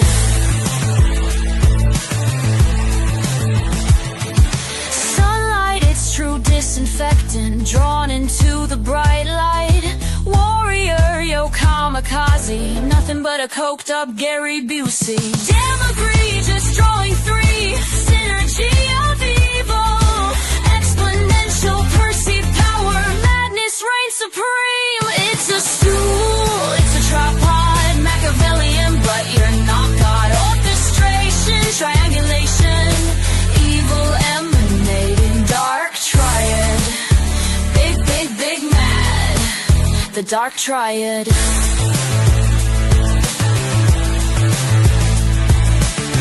Nefarious, precarious, emboldened trilogy. Triptych, switch, they rage soliloquy. It's a stool, it's a tripod, Machiavellian, but you're not God. Orchestration, triangulation, evil emanating, dark triad. Big, big, big mad, the dark triad. The dark triad, it needs three.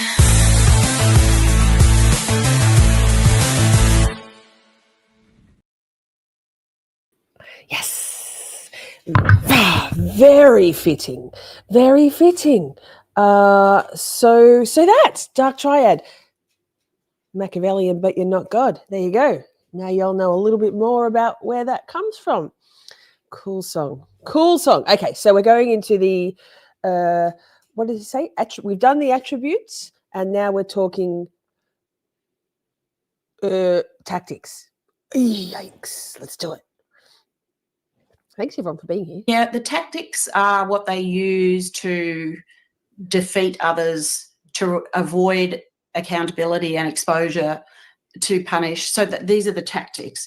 One of them, and there's 25 that emerged in my data. One of them, for example, is weaponization of the justice system. So they use the system to control and punish, even when they're guilty. So you think, oh, well, you know, they can't come at me for this because I haven't done anything. Well, that doesn't mean anything. They will just do, even when they're guilty as anything, they'll just file in the courts if they've got money, because otherwise it could be difficult for them. And there was a situation here which I probably best not to talk about, actually, but yes, where it's a very high-profile case of someone doing that, but they got caught out. And actually they got found guilty, and the two journalists were thrilled. It was a very long case of very high profile person here. So that's one of that. Mark Vicente would probably want to chime in about Nixium and how they used to just pound people with hundreds of lawsuits and things like that. Yes, that is what they do. They file and file and file. And one of the things that they do, they're very relentless. I call it. So Ms. Woozy, we did just, let me see if I can, we did go, Machiavellianism is basically, now I'm going to Poppy, please don't. Machiavellianism meaning, wait, it says books. Wait, pause. Machiavellianism definition: cunning, scheming, and unscrupulous behavior of character. Machiavellianism is characterized by emotional detachment, cynicism, and interpersonal manipulation. So it is a very hard word to spell. Lots of letters there. So basically it's someone who's trying to play God, manipulative tactics, thinking that they are untouchable, that they have no connection to the bullshit they're pulling. It's one of the three prongs of the Dark Triad, the other two being psychopathy and narcissism. So that's, but unrelenting attention to personal purpose. They just keep going and going. It's like this fanaticism on steroids when they start targeting someone. So they exhaust them and confuse them, and in the end, often they give up. But I'm finding more and more people aren't giving up. People are starting to now make a stand, like Mark Vicente, like you are, like I am, and to really stand up. So there needs to be more of us, and there are. I think I see more and more people coming out. Amen. Not just in the court system, but on the social medias. Sometimes you just got to take a stand, right? about this. Another tactic they use is delaying and blocking. So if they get taken to court by someone else, they will just delay and put off the court date, and then they'll block, right? So they won't, in discovery, they won't put forward documents, or, there's stuff, again, we wouldn't, as kind of normal people, we sort of think, oh yeah, I've got my court date, you sort of just go with what you're meant to do. These people do not do that. So you get exhausted because you're constantly thinking, the goalposts are moving all. Christy asks, can someone be both? I can't get my words out in proper sentences tonight. Yes. So you can absolutely be both. And so that's when all psychopaths are narcissists. Not all narcissists are psychopaths. So if you think about the fact that the Dark Triad cluster is psychopathy, narcissism, and Machiavellianism, then that's an example of, so that's a dark triad. Then you've got the dark tetrad, which adds sadism into that, but Dr. Karen refutes the dark tetrad. She suggests that that this dark personalities sort of catch-all is the best way and the most simple way to identify these kind of people, because it's not so narrow and confusing as some of those other definitions or clinical sort of categories, words. All the time. And that's another tactic, is they confuse and confound.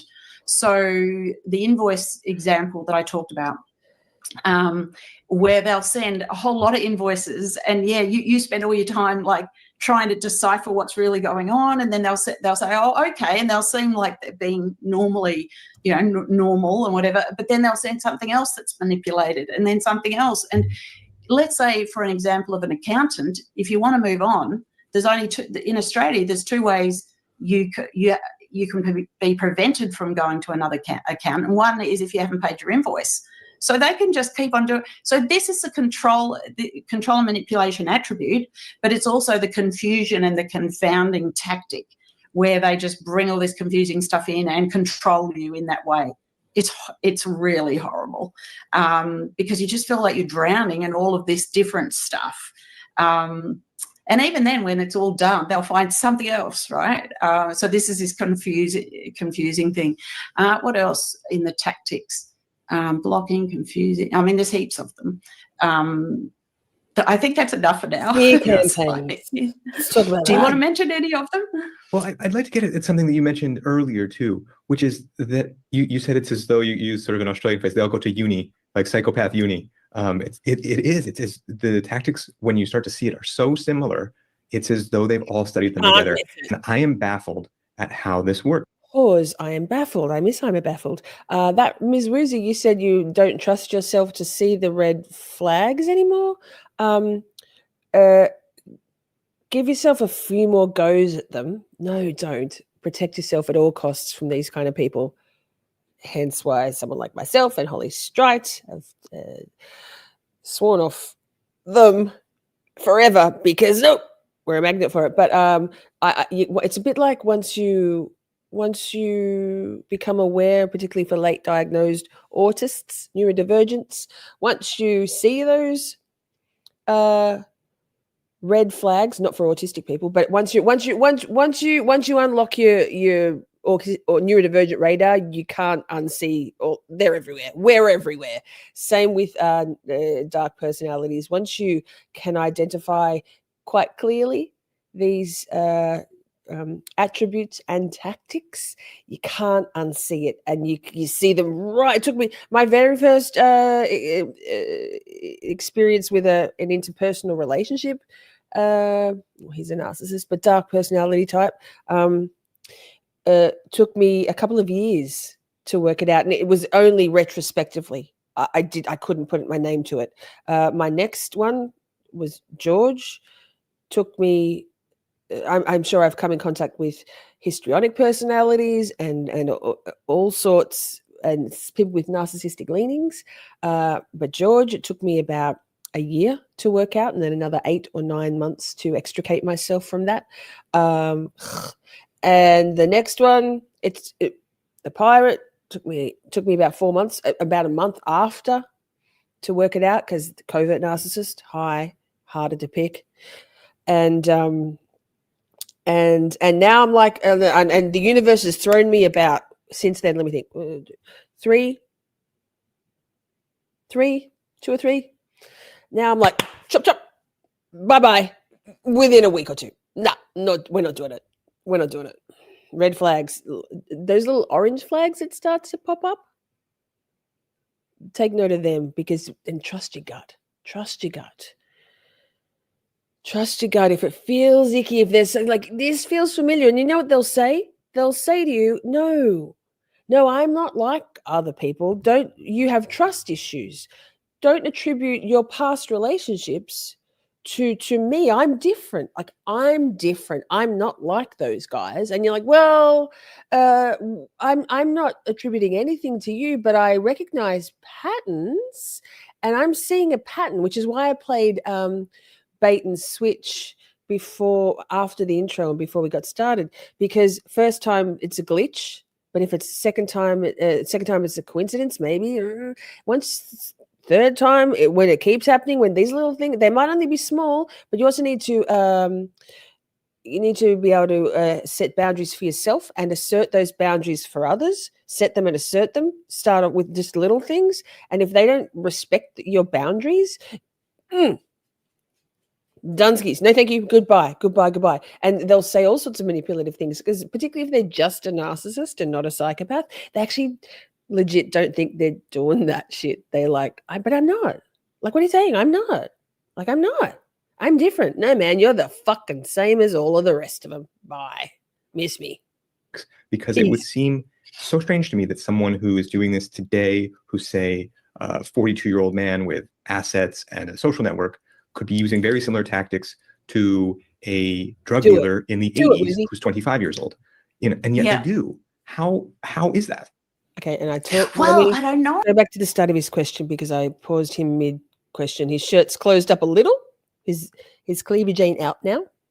At how this works, because it would seem so strange to me that someone who is doing this today, who's, say, a 42-year-old man with assets and a social network, could be using very similar tactics to a drug dealer in the 80s who's 25 years old. And yet they do. How is that? Well, I don't know. In my PhD at the end, because at the end of a PhD, you have to say, what are your thoughts after all of this? And one of mine was, we have to do so much more work on the brain, PET scans, MRIs, all sorts of, to find out what's going on neurologically. It must be, I think, a neurological thing. They are different. They are different animals. They are motivated differently. They get, their emotional world is very different. I don't know. You're so right, though. I get so many people. So there's actually I don't know about empathic narcissist. They have narcissists are very good at, because they don't have any substance themselves, right? So it's basically they see in you what they want to be themselves. They see in you the best things about you, and they simply mimic those things. They intuitively know what's important to select, to store away in their file when they get to that their mental file. Probably some of them have got actual files too now. I think it's a subconscious thing. They store it away, and they know what to use to weaponize against you. Because they need to we've done a stream on this too. They need to destroy you to make themselves feel better. They need to destroy the mother. Have we done a stream? Maybe it's a Professor Sam Vaknin thing, and we haven't done a stream on it. They need to destroy the mother. It doesn't matter if it could be a female, the not the feminine mother, but the the theoretical mother. They need to destroy the mother so they can detach from the mother, so they feel like they've actually actualized into being a real adult, a real human with feelings. So they use all those things. They hold that, they suck all those things out. So yes, it's not so much an empathic narcissism, but it's their ability to skim that shit off. And that's why when you meet, particularly in a friendship or an intimate partner relationship, in the beginning, that those feelings of, oh my God, we're like twin flames. This is my soulmate. I can't believe you know me so well. How do you know? How are you so perfect? How are you so perfect? Well, because of all CEG, everything I just said. They don't have any substance themselves. They are just cherry picking what the best things about you, and you, me, you, the victim, the target, have a need generally. Narcissists are drawn, dark personalities are drawn to a certain type. Dr. Karen Mitchell did say that in the beginning. Generally, narcissists see all the good and the light in the good person, and it makes them feel even more reminded of their own shortcomings in terms of depth, authenticity, and substance. So they are drawn to you, but they also see your vulnerabilities, because quite often the empath has vulnerabilities, not least of all their fucking spongeness of open, no boundaries. In terms of we empaths want to fix, and we want to mother, and we want to heal, and a narcissist needs all those things, right? So the narcissist, but they also hate those things about us because they don't have those things. So they are drawn to us. They know that we want to be seen. We often have a vulnerable, like a need for a mother, and to be mothered and to mother. It's quite complex. It's very Oedipus and what? Oedipus and my brain. That's it, Simi. So they're basically just like a shiny like Timu version of what they wish they could be. They're a husk. They have no substance. Narcissists have no substance. Psychopaths have more depth because they're consciously doing what they do. Anyway, all that to say, yes, you need to be able to understand that, oh my God, we are soulmates, and that person will pump up your tires so hard, they will tell you, you're amazing. Like for me as Miss Shorty, not as Lisa, for me as Miss Shorty, the number, wait, there probably is a definitive number, but like at least 3 people in the last 12 months have fawned at me, worshipped me, and pumped up my tires so hard. And as someone who didn't have parents who pumped her tires up at all, God damn, that feels good. God damn, finally someone recognizes my talents. You're the best songwriter ever. Oh my God, you're a genius. I mean, thanks. I'm not a genius. I write okay songs. But now I look back at those things, I'm like, holy shit. And you just, yeah, man. It's kind of hectic. Like it's not just, it's like as an empath or as a target, someone with leaning towards empathy and being an empath, we know what's happening, because that narcissistic supply that they take from us makes us feel like amazing, because finally sees us for the brilliant, perfect, most beautiful, most intellectual, funniest, hardest working, all the things that are important to you, anything, best lyricist, anything that's important to you. And you're like, oh my God. And then they get you hooked on that, right? They get you hooked on that. And then when you're hooked, they stop giving you that. They cut off that stuff. And then they breadcrumb you with little stuff. And all you want to feel is that stuff in the beginning where they told you were the most amazing person they have ever known. Meant to be. This is fate and destiny. Because Chicken Gun's back. Streamer, don't fall for it. No, I'm just educating the folks. I'm glad you have your old name back. That's good. Yeah. Okay, so that's just me. We've got heaps of me rambling about this stuff in the Psychology Corner checklist playlist. If you're looking for something to watch, go and find one that you like. The look of. I think there's like 24 or 25 episodes in there. Maybe I'm exaggerating. Highly possible, but you misspelled your name? Which? Don't fuck with me. Please ramble. Hi, it's me, the rambling queen. Anyway, there's some good stuff in those yeah, that's what I was warning Simi the other day when she was changing her profile picture because she changed it once already, her avatar. And I was like, Simi, make sure you're changing it to one you want because it's 14 days. No bueno. No bueno. No bueno. 2 C's, ARCCA. That sucks, man. No, you can tell people you did it on purpose. Arrgh. Anywhoozle, plenty of content there on this subject matter. It's a special interest of mine. The funniest part about all of it is that the folks who hate me, no, we love you said you love it and I love it. It wasn't like a silly name change. It was a cute photo change. The folks who hate me, like loathe me, hi, friends, by the way, hi, I'm sure you're watching. Love to accuse me of being a narcissist. I'm like, I mean, okay, every accusation is a confession, right? It's all projection. Don't you worry.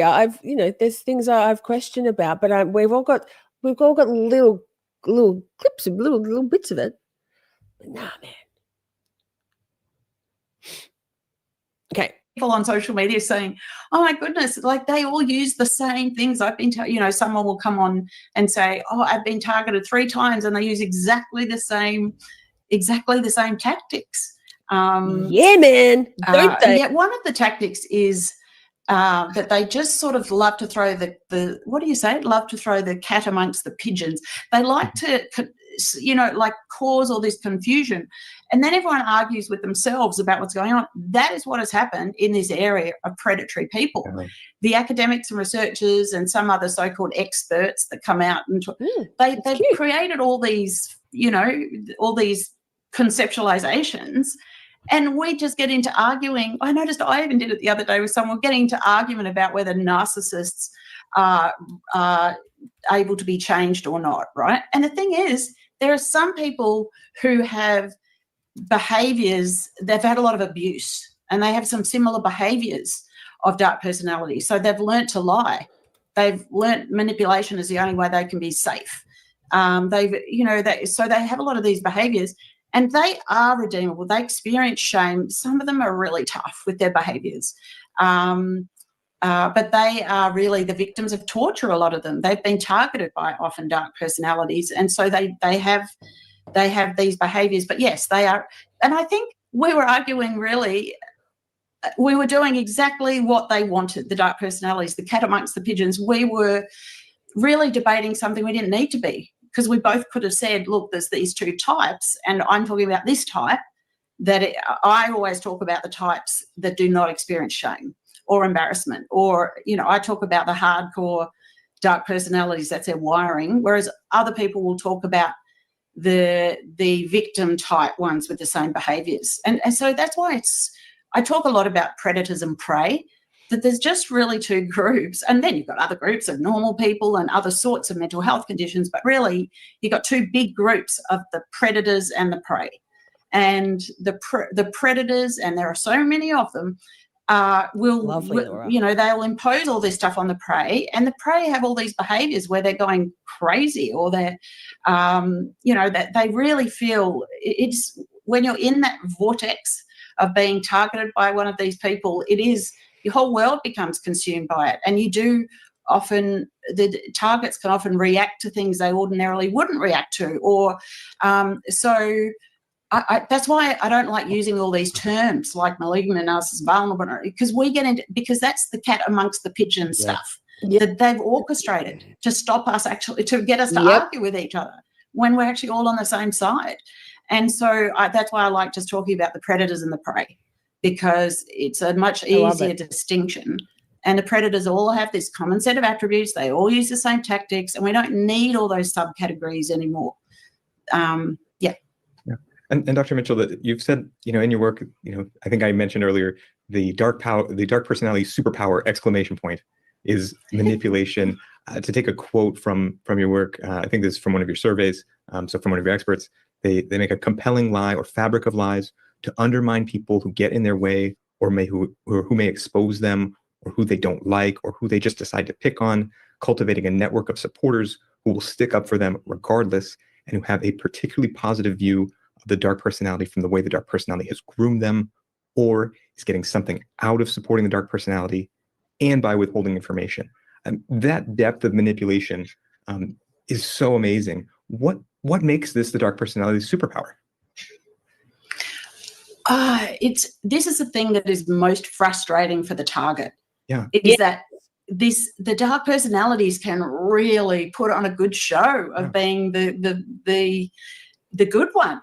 And can't they can do it chameleon like because of a number of things. Chameleon. One is because they don't experience fear, and they love this about themselves, right? Yeah. They see themselves as very superior to others who do emote.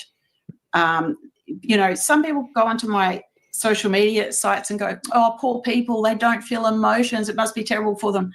No, they love being the way they are. And even if they could change, which a whole lot of programs around the world have shown they can't, even if they could change, they wouldn't. They prefer to be like this. They think they're superior. But because they don't experience fear, when they tell lies, and they make up huge lies about other people. But it sounds convincing because they'll often use emotional language. Like so they're so crafty, but they don't experience fear when they lie. So they can look you in the eye, and because they've got that lack of emotion, they can seem grounded. Okay, sorry, lady, Dr. Karen. I think what happens is, I'm sorry, I'm still fixated on his shirt. Got Shorty's chat. I think he might put his arm over his chair, the arm of his chair, the armrest, and it opens his shirt up. I don't know if that's by design, but it just happened then. I'll go back. So they're so crafty, but they don't experience fear when they lie. So they can look you in the eye, and because they've got that lack of emotion, they can seem grounded. So it's actually a coldness, but it can appear as gravitas. Pause. That's interesting, Simi, when Simi says because they consider emotions as a weakness and they pick on that. They know that we're going to get heightened emotionally about the bullshit they are doing, that it's going to trigger us and elicit reactions from us unless you can walk away and just not react at all. And that's why grey rocking is so important. No contact. We've done a stream on that. And or not opening up the app, or not blocking them on your phone, blocking them on social, whatever it needs to be, not going there, muting them on social media platforms.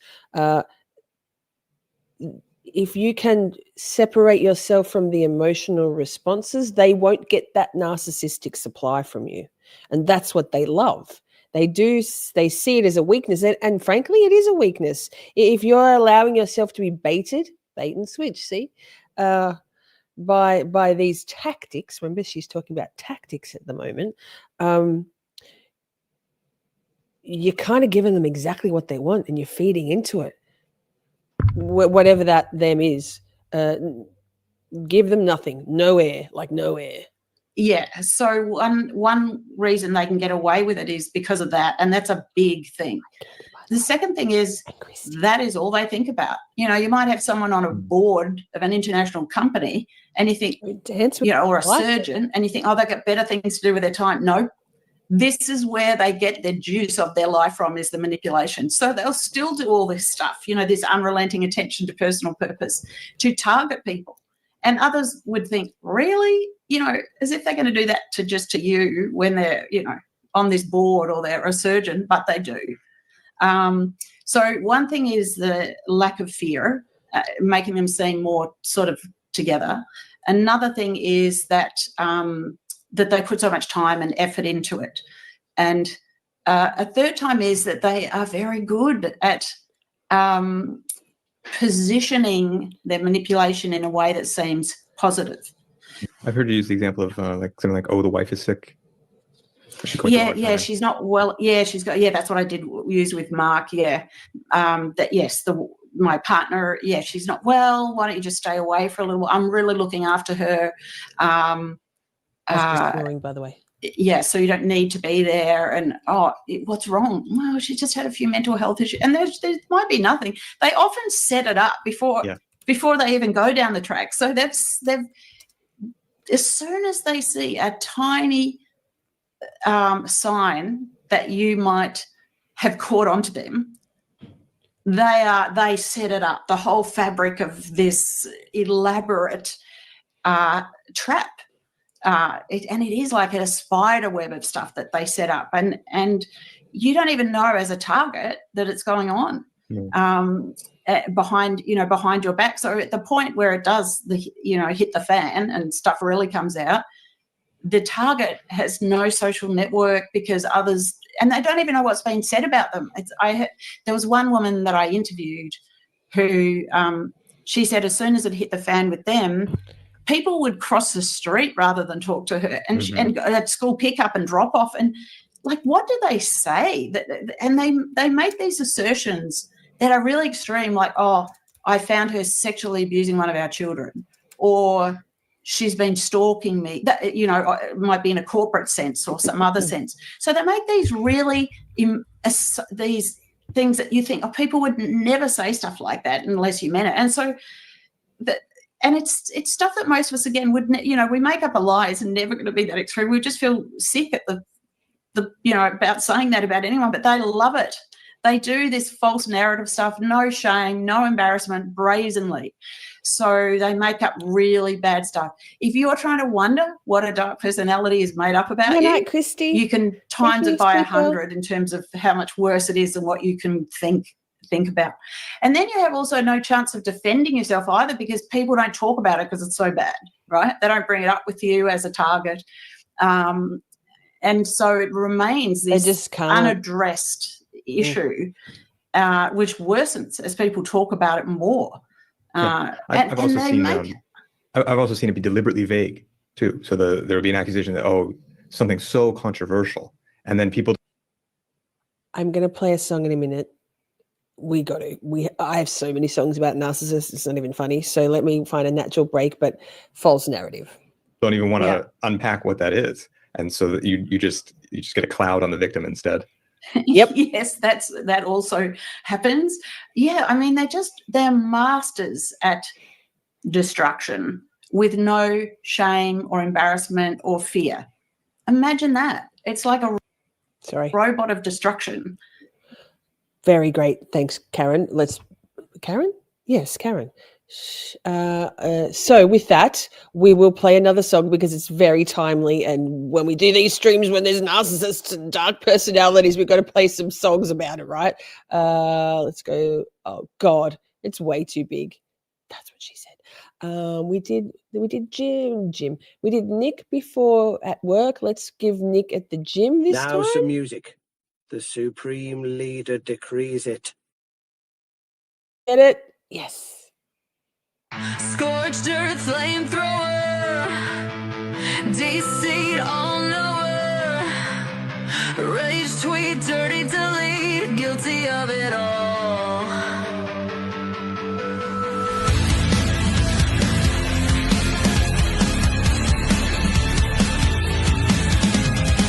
Logical fallacies prey on vulnerabilities, pillar of deception, no culture for redemption. False narratives driven hard, rotten to the core, the space is bad. Cultivate toxicity, mind gymnastics, elasticity, got them all laughing about the palm of your hand. Scorched earth flamethrower, deceit all knower, rage tweet, dirty delete, guilty of it all. Double down, that shame rage cycle, malignant, grandiose, perpetually prideful,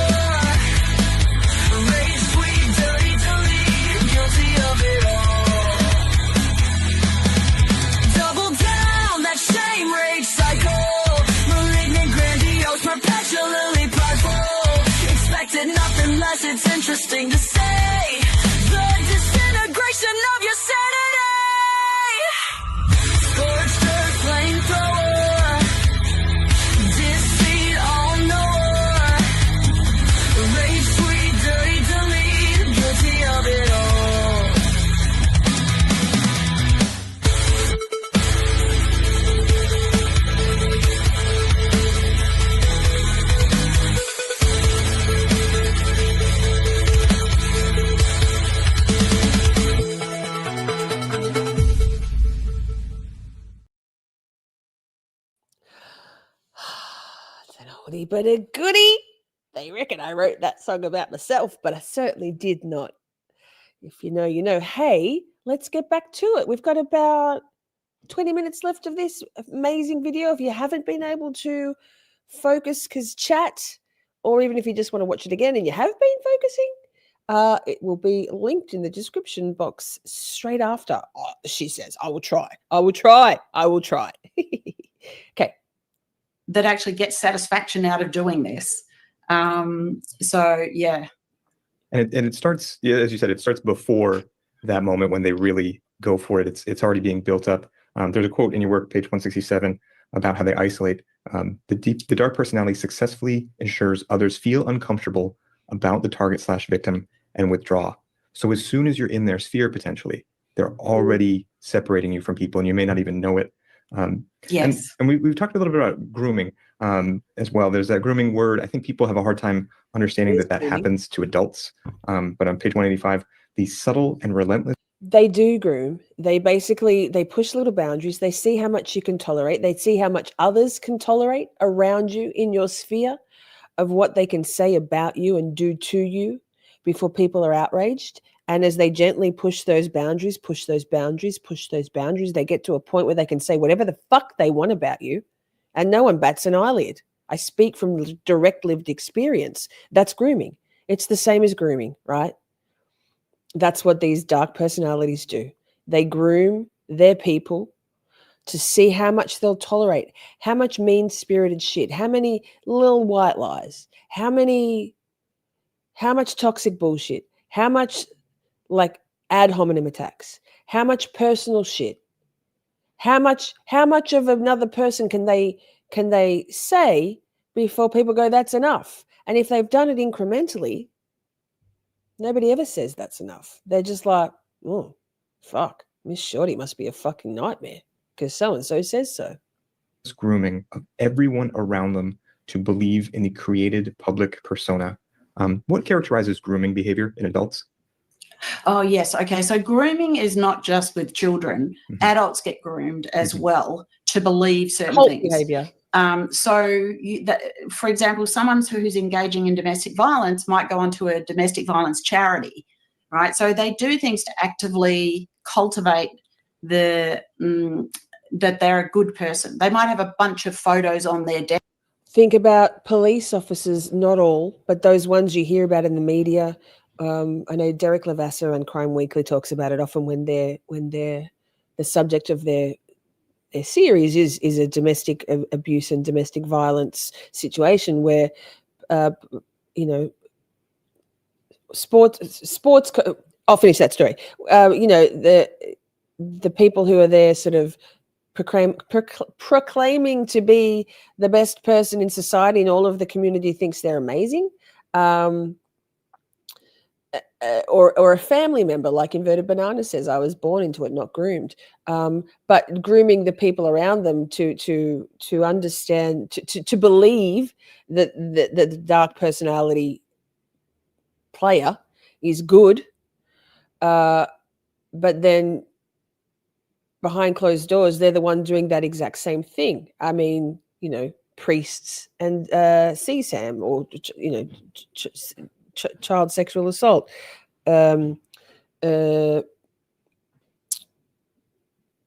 It's pretty common.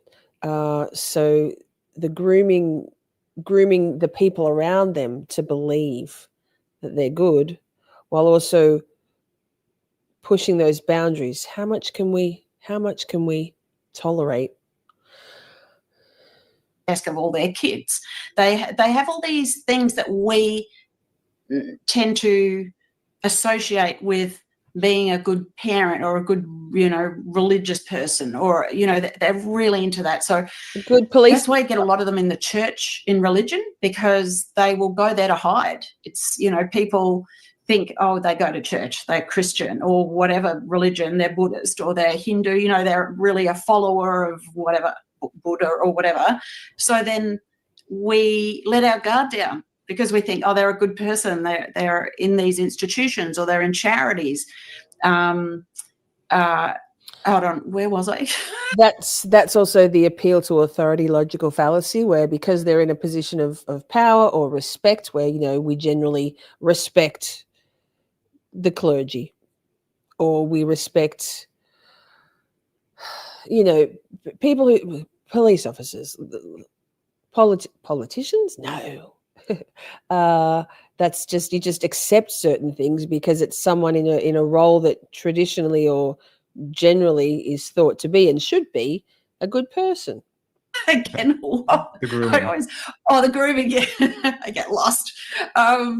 There it is. Yeah. So Thanks, Laura. yeah, you can be in a family, because they target a partner, or they target people. They're a cult leader, or they target people who are more vulnerable, who tend to be looking for, you know, who are well-intentioned, good people, looking to support others if it's a cult. And then, so they've already got people who are willing to believe stuff. And so some dark personalities, you don't even, people could be living with them or be their children or be whatever for years and never know they're a dark personality. That's how good they are at grooming. And they just, all dark personalities have another life, right? They all have stuff that's hidden because their facade is not themselves. No. Right? It's the dark personality that is who they really are. So if you go and research these people, there's always dark stuff, you know, that you'll find. That's why it's important to get it. In the absence of a murder weapon, these people who destroy people emotionally and socially and reputationally, that's where we need the evidence. That's of the patterns of behaviours, because we don't have a knife or a gun.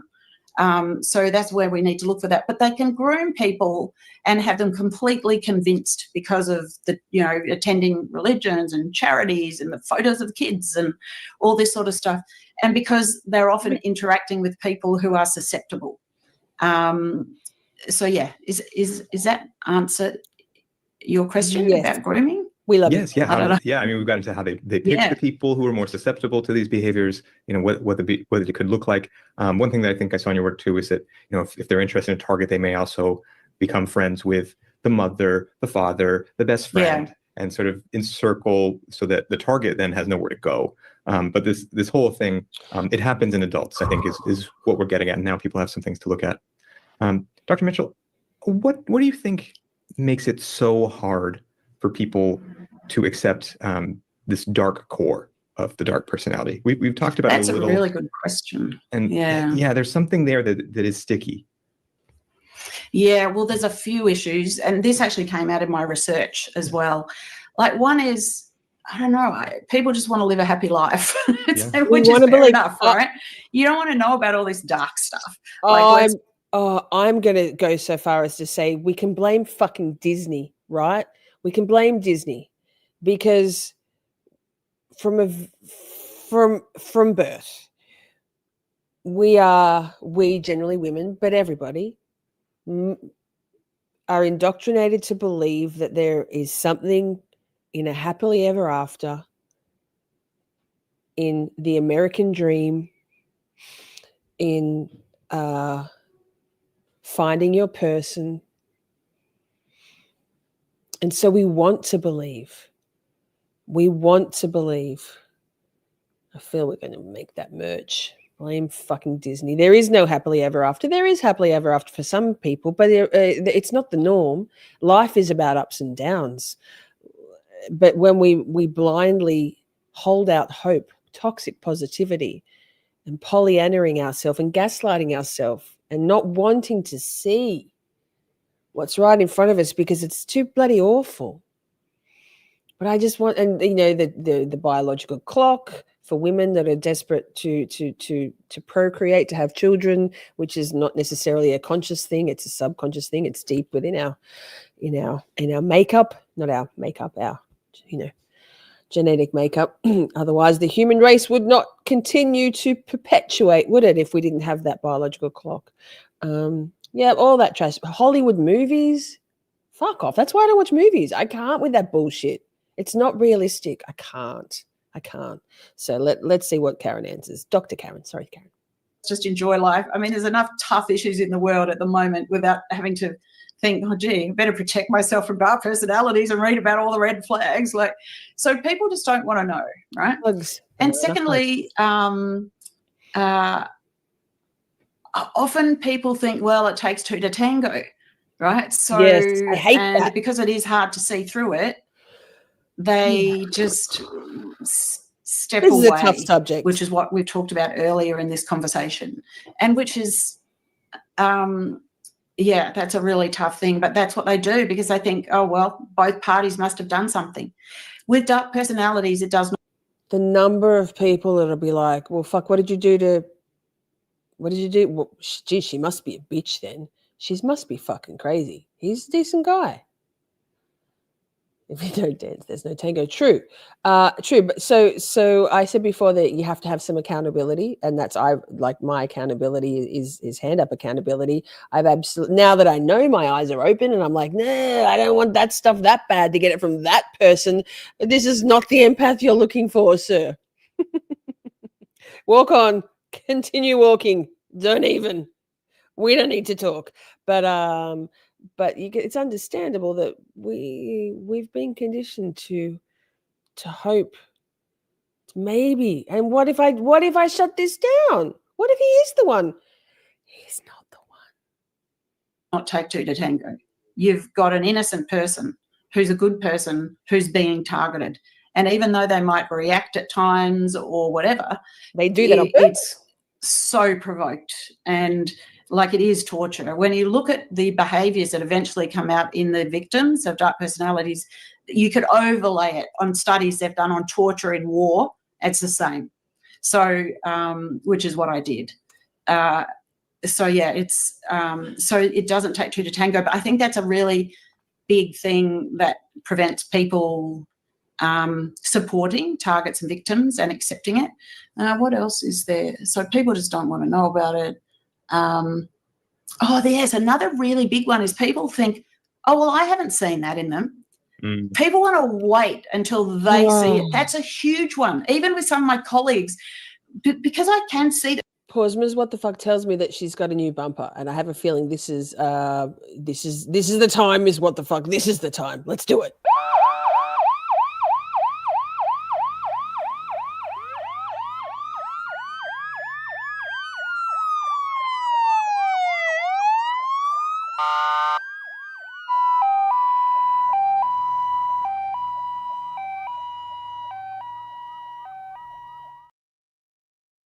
My God, I felt like we were back in Dead and Superior Court for a minute there. That middle siren, was that a fire engine? Yes, I love it. Red flag warning. We don't need to see it. If somebody tells you that this is what they're experiencing, believe them. I'm sure I've said that before on a live. I have had a monologue about that. I'm absolutely positive.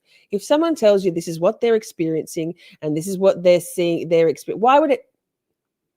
Carry on, Dr. The Karen. red flags. I've been dealing with this stuff forever, right?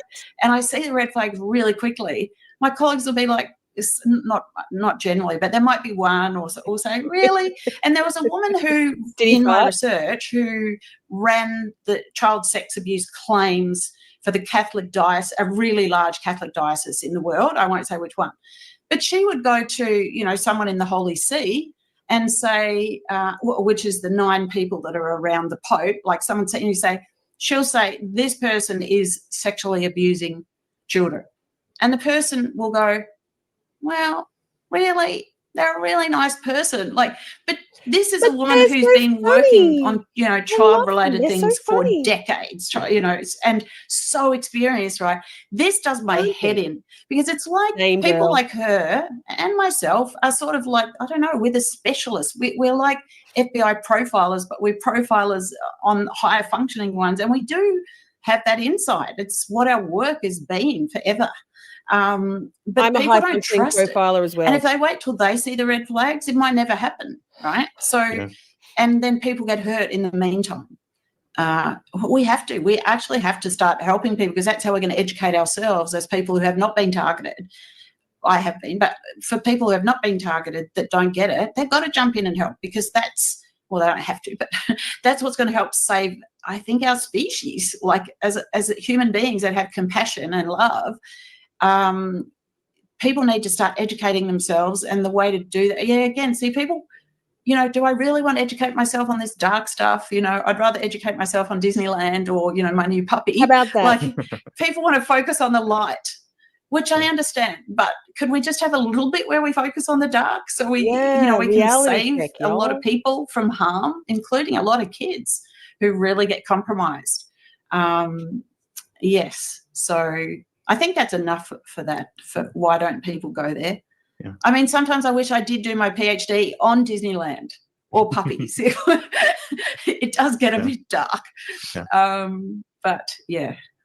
Yeah. So, Dr. Mitchell, for people who maybe could start to become more alert to this, what can we do to reconcile the deep ill intention of these people with their facade of being normal? What can we do to reconcile? Yes. Tell us, Dr. Karen. That's a good question. What's your answer to that? Have you got an idea? Well, with the person who I've dealt with, when I looked at his behavior again from the assumption of ill intention, it became more clear to me that that was the root of his behavior. Bingo. If I had just looked at his behavior and just tried to ask, is this ill-intentioned or not, it was harder. But when I just said, let's assume it is, what's going on here, he only made sense in the light of being a dark personality after I had actually examined it like that. Boom. So that's kind of how I work through it.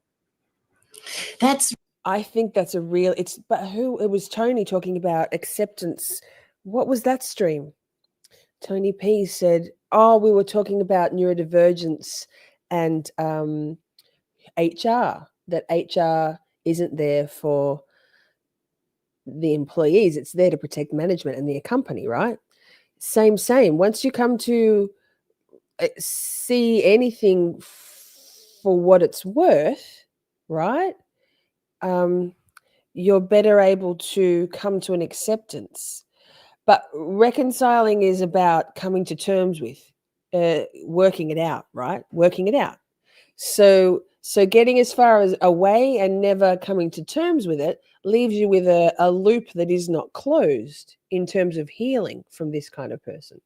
So while you, in reconciling, to understand that it wasn't you, and I go back to that Dr. Ramani book, It's Not You, very good, strongly recommend. It's a 9 or so hour audio book, very good.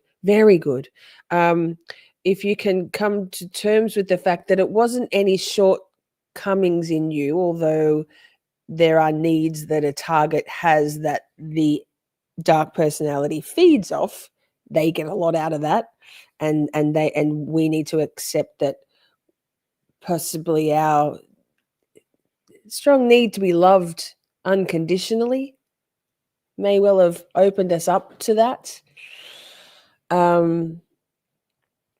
So when you come to terms with where the agenda was coming from, you can better reconcile it and then put it away. I think reconcile comes, getting as far away as possible comes after the reconciliation of coming to terms with acceptance. Not accepting that it was okay, but accepting the facts of the matter. Does that make sense? Oh, God, did I do that? Yes, I did. Kai, it took a little minute.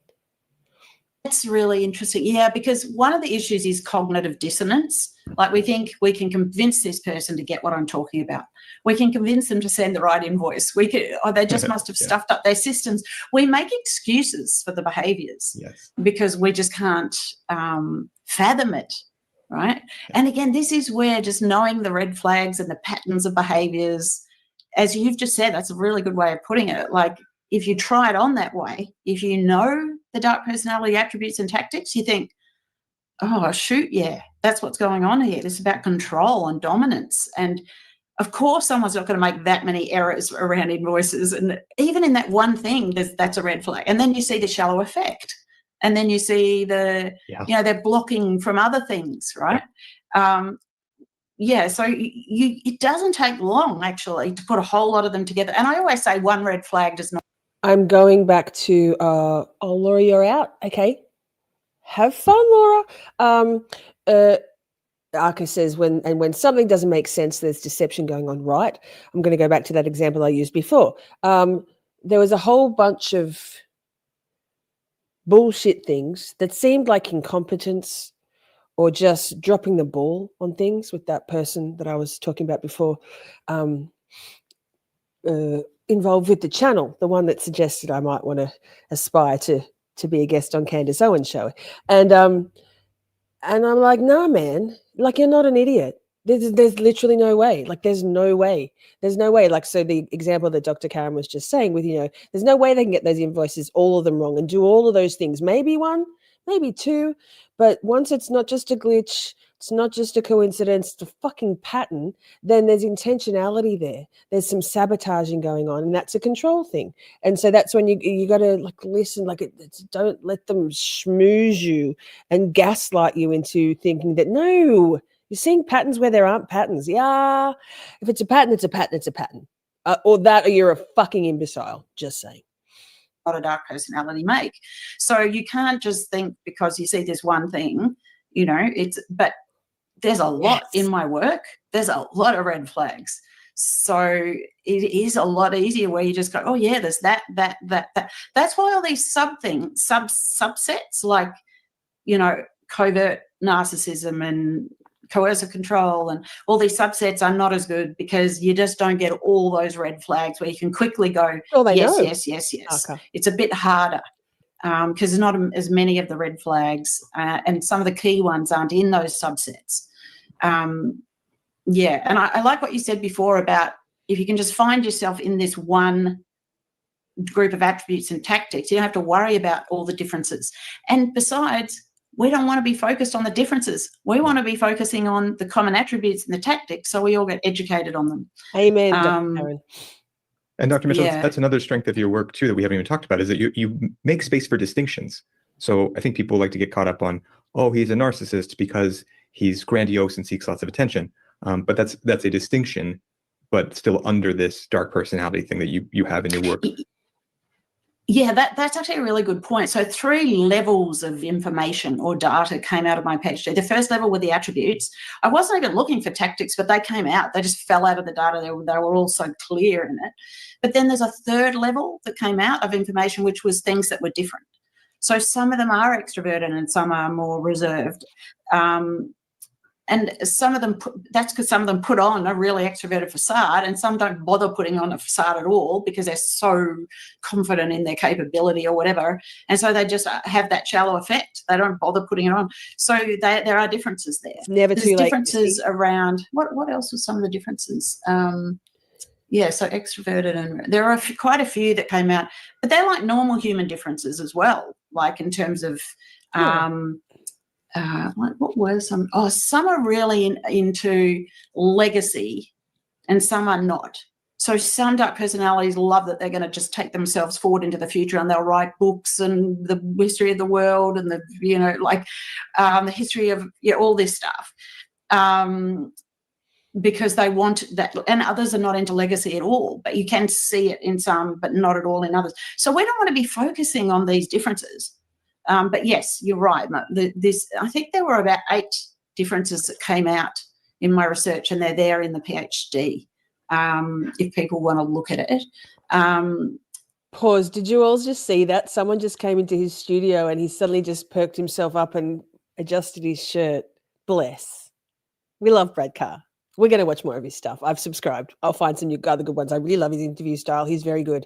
I'm not sure why his channel is relatively small. I expected to be hundreds of thousands of subscribers and it's like 43,000. So go and subscribe.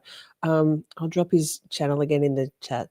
But and also the way the attributes manifest is also different according to, if I mentioned it before, intelligence levels or impulse control capability or socioeconomic status. So the brazenness might come out differently. So, for example, someone might brazenly lie in court. If there's, don't have the money, they might lie in court. If they do have the money, they'll just pay someone to, and I've seen this happen, they'll just bribe someone in the court to pay them off to get a manipulated outcome, right? So it's this, it might be the same attribute of brazenness, but it manifests differently according to these things. This came out of my data. So yes, you don't have to, everyone doesn't have to be stuck in this one exact type. They can still find their dark personality in there, in this sort of research work, in this model that's come. I guess that's a little bit like the neurodivergent thing. You've met one neurodivergent person, all you've done is met one neurodivergent person. Same. Like we all have nuances. There's some sort of threads of commonality through neurodivergence, but they're not cookie cutter. Same with these fucking dickheads, dark personality pieces of shit. I'm out of all this data. Is that the point that you're making?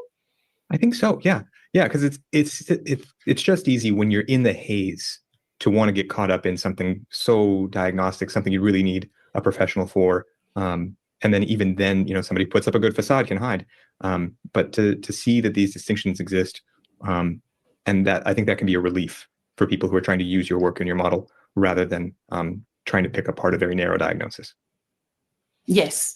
Yeah, I think that's a good point. Yeah. So it's not like I'm trying to, or this work kind of tries to make it all one type. It's not. There's still, but it does give us a lot easier roadmap generally for us to see them and for us to all share the same understanding. And certainly on social media, it has resonated with a lot of people quite rapidly. So, yeah. But, yes, there are definitely differences. And at the back of my PhD, there's a big appendix of all the attributes and how all the research participants have made comments of how they've manifested differently in different contexts, like religion and corporates and hospitals and families, etc. So you can sort of see how this attribute of predatoriness might manifest in all different contexts, with different intelligence levels of the dark personality, different socioeconomic status, as I've been saying, different sort of upbringings, but still the same core attribute. Violence is not a fundamental part of dark personality. It is, according to Bob Hare, in his models and the refinement of his models. He's made other sort of assessment tools for different situations. It's a higher level attribute which is, I call it a pathological anger reaction, which is, but a lot of them can contain it. Yes. And then they just take vengeance later. Yeah. They're never going to forget it, the dark personalities. So, but some will knife someone in the moment, but many, many more will contain that pathological anger reaction and compromise the person who elicited that reaction in them some time else or somewhere else.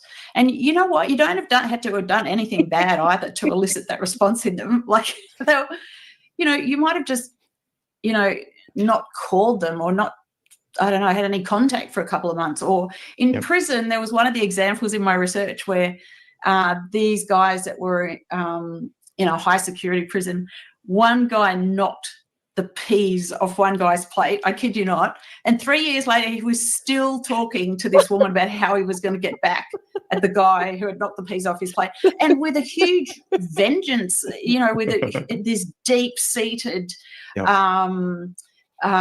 scary, she was saying, like this deep-seated scary kind of, like he ended up getting I won't say who, but someone on the outside to get to this person when he got out. Like these people, as I said, I call it unrelenting attention to personal purpose. And that's why people get controlled by them. Yeah. Because they know. I love that. Unrelenting attention to personal purpose. Thanks, Dr. Karen. That's a mouthful. Like they don't give up, do they? Wow.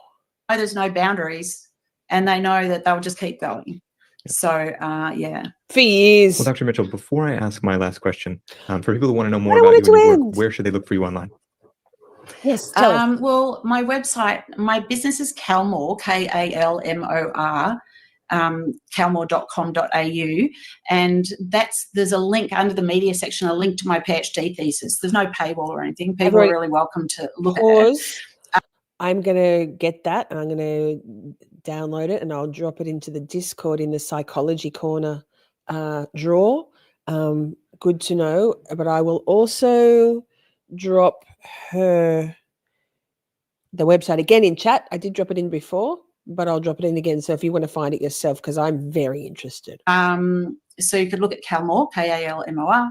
I'm on Instagram. No, I've just gone on Instagram. I haven't really done anything there. I'm on X under @Karen Mitchell, all smalls, __. And I do tend to post each day on there.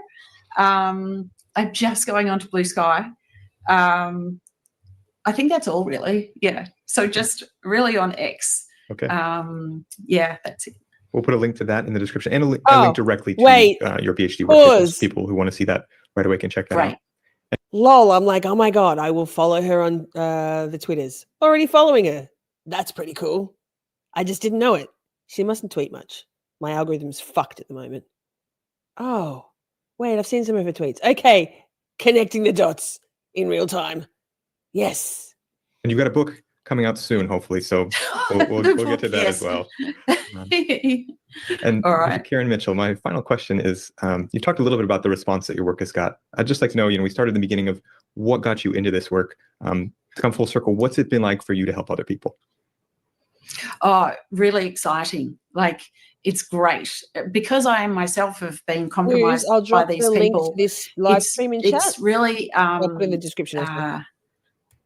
Yeah, it's really rewarding for me to get this feedback from people, to say that it's really helped them and that it's helped them come to terms with what they've dealt with. In some cases, people have said, it stopped them from suiciding, which to me is just fantastic. And people who are also older saying, oh, I've struggled with this my whole life and finally I do really your stuff has really helped me, like at the in their late 70s or something. It doesn't matter what age it is, people struggle with this, for decades often, particularly if they're born to one of these people. It's to grow up with one of these when you're the scapegoat child, the one that gets attacked, is extraordinarily painful and confusing for people. So it's been very rewarding. So, and I really appreciate the opportunity to do these podcasts, like I did with Mark Vicente, and eventually I will start doing my own podcast, but I haven't got my act together yet. So, yeah. Well, Dr. So, Karen yes, Mitchell, thank you. Yeah, for the work that you do, for educating the rest of us, for the incredible amount of work that you put into your PhD work. I hope more people can see it and learn from it. Thank you so much for taking the time to do this work and for speaking with me. I really appreciate it. Thank you. I appreciate the opportunity too. Thank you. Yay. To help raise awareness about narcissistic abuse, please share this video. It helps a lot. It did. It helped us all. I loved it so much. Did you love it? Chat, did you love it? It was so good, wasn't it? Let me also, Arca, that makes a nice change from Miss Shitty and Giardia. So go for it. Miss Snotty. It's got a nice ring to it. We'll make it merch. Like I said, I will put that link in the description box for you replay crew or for y'all chat shorties now, because if you want to click it into your history and save it somewhere, you can. Now, what's the plan? Friday and Saturday night, we're definitely doing Jesse Koshevsky again. Loved a lot. Good. So now, day 5 and 6, yes, of Jesse Koshevsky. I've looked into it, and it's 16-day trial, including the 11-hour deliberations. So we've got a little ways to go yet. And because I'm going back to work Monday, yes, I love that for me. You know what I love about that? No poverty and not going homeless again. Thanks, Wiz. So here's the plan. Let's just walk and talk, chat. Walk and talk. Here's the plan. I don't want to not do these, like either neurodivergent, stay weird, or psychology corner. So what we might do, and I've scheduled the stream that was originally in for tonight, the psychopath or sociopath. Let's find out how, from Dr. Ramani. It's a very long, it's 2.5 hours. So I've scheduled that for, I think it's Saturday night, for 9. We'll do it in 2 parts, maybe 3 parts. I certainly don't want to just only do trials for the next 8 weeks, because then we don't get psychology corner. So we might do some one weekend here and there. We might do half of a day of court one night, the other half the next night, and do a psychology corner afterwards. So we're going back to more regular Camp Shorty programming. Ms. What the Fuck and I are looking to do a launch stream of the new merch, because there's some cool designs, and I forgot about Quarter Fucking Throttle, so I'm going to go and do us a Quarter Fucking Throttle merch design.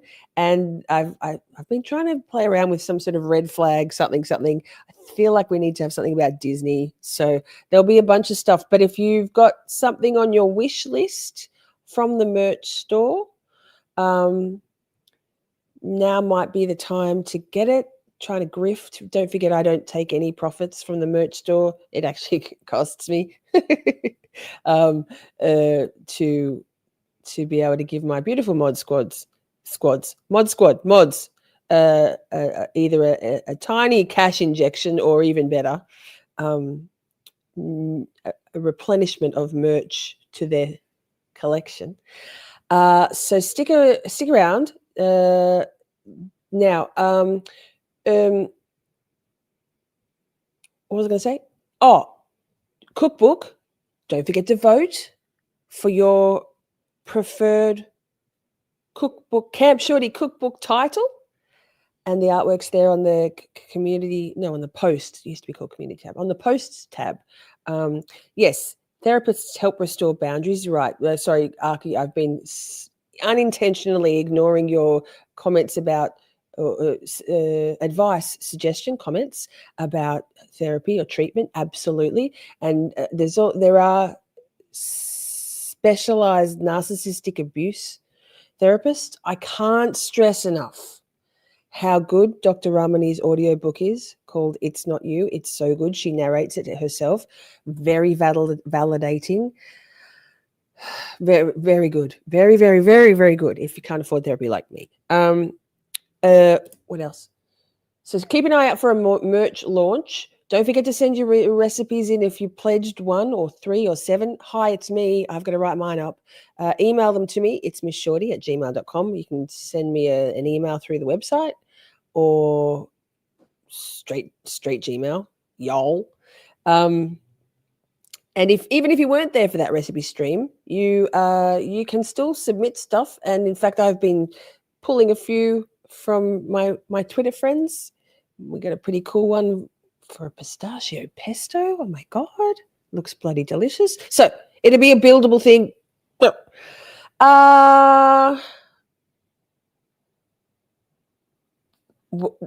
More is always, you know what? More is always better when it comes to a cookbook. Surely. Thank you, Woozy.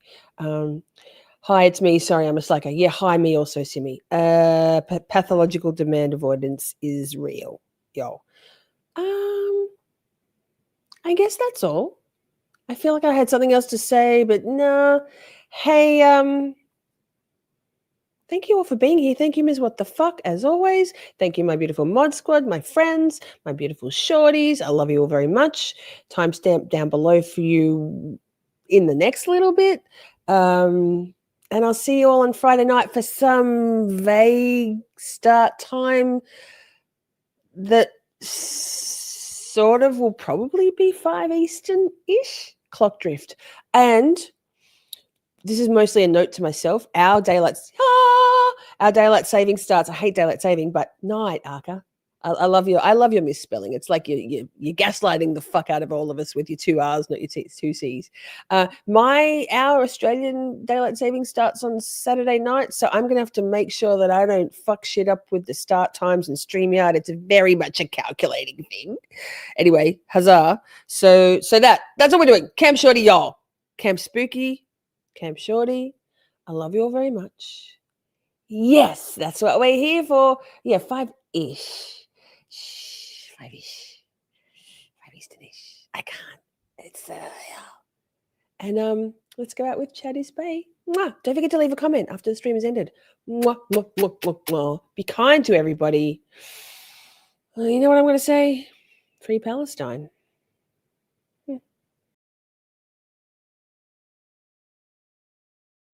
I love you all so very much. We had a blast, just chatting and stuff. Things may have gone a bit off the rails. Professional when all else fails. 'Cause chat is babe, so much to say. Emotes and all the caps out. May have been cheese, bit faster please.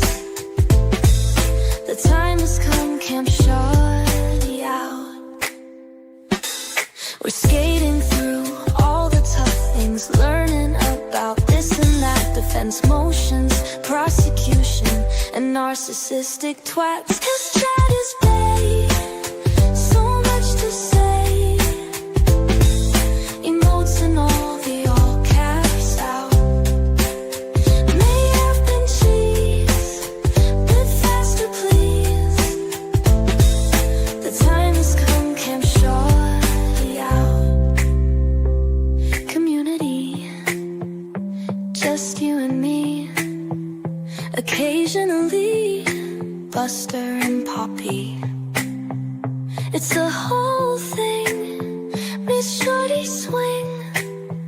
Together we make each other happy. 'Cause chat is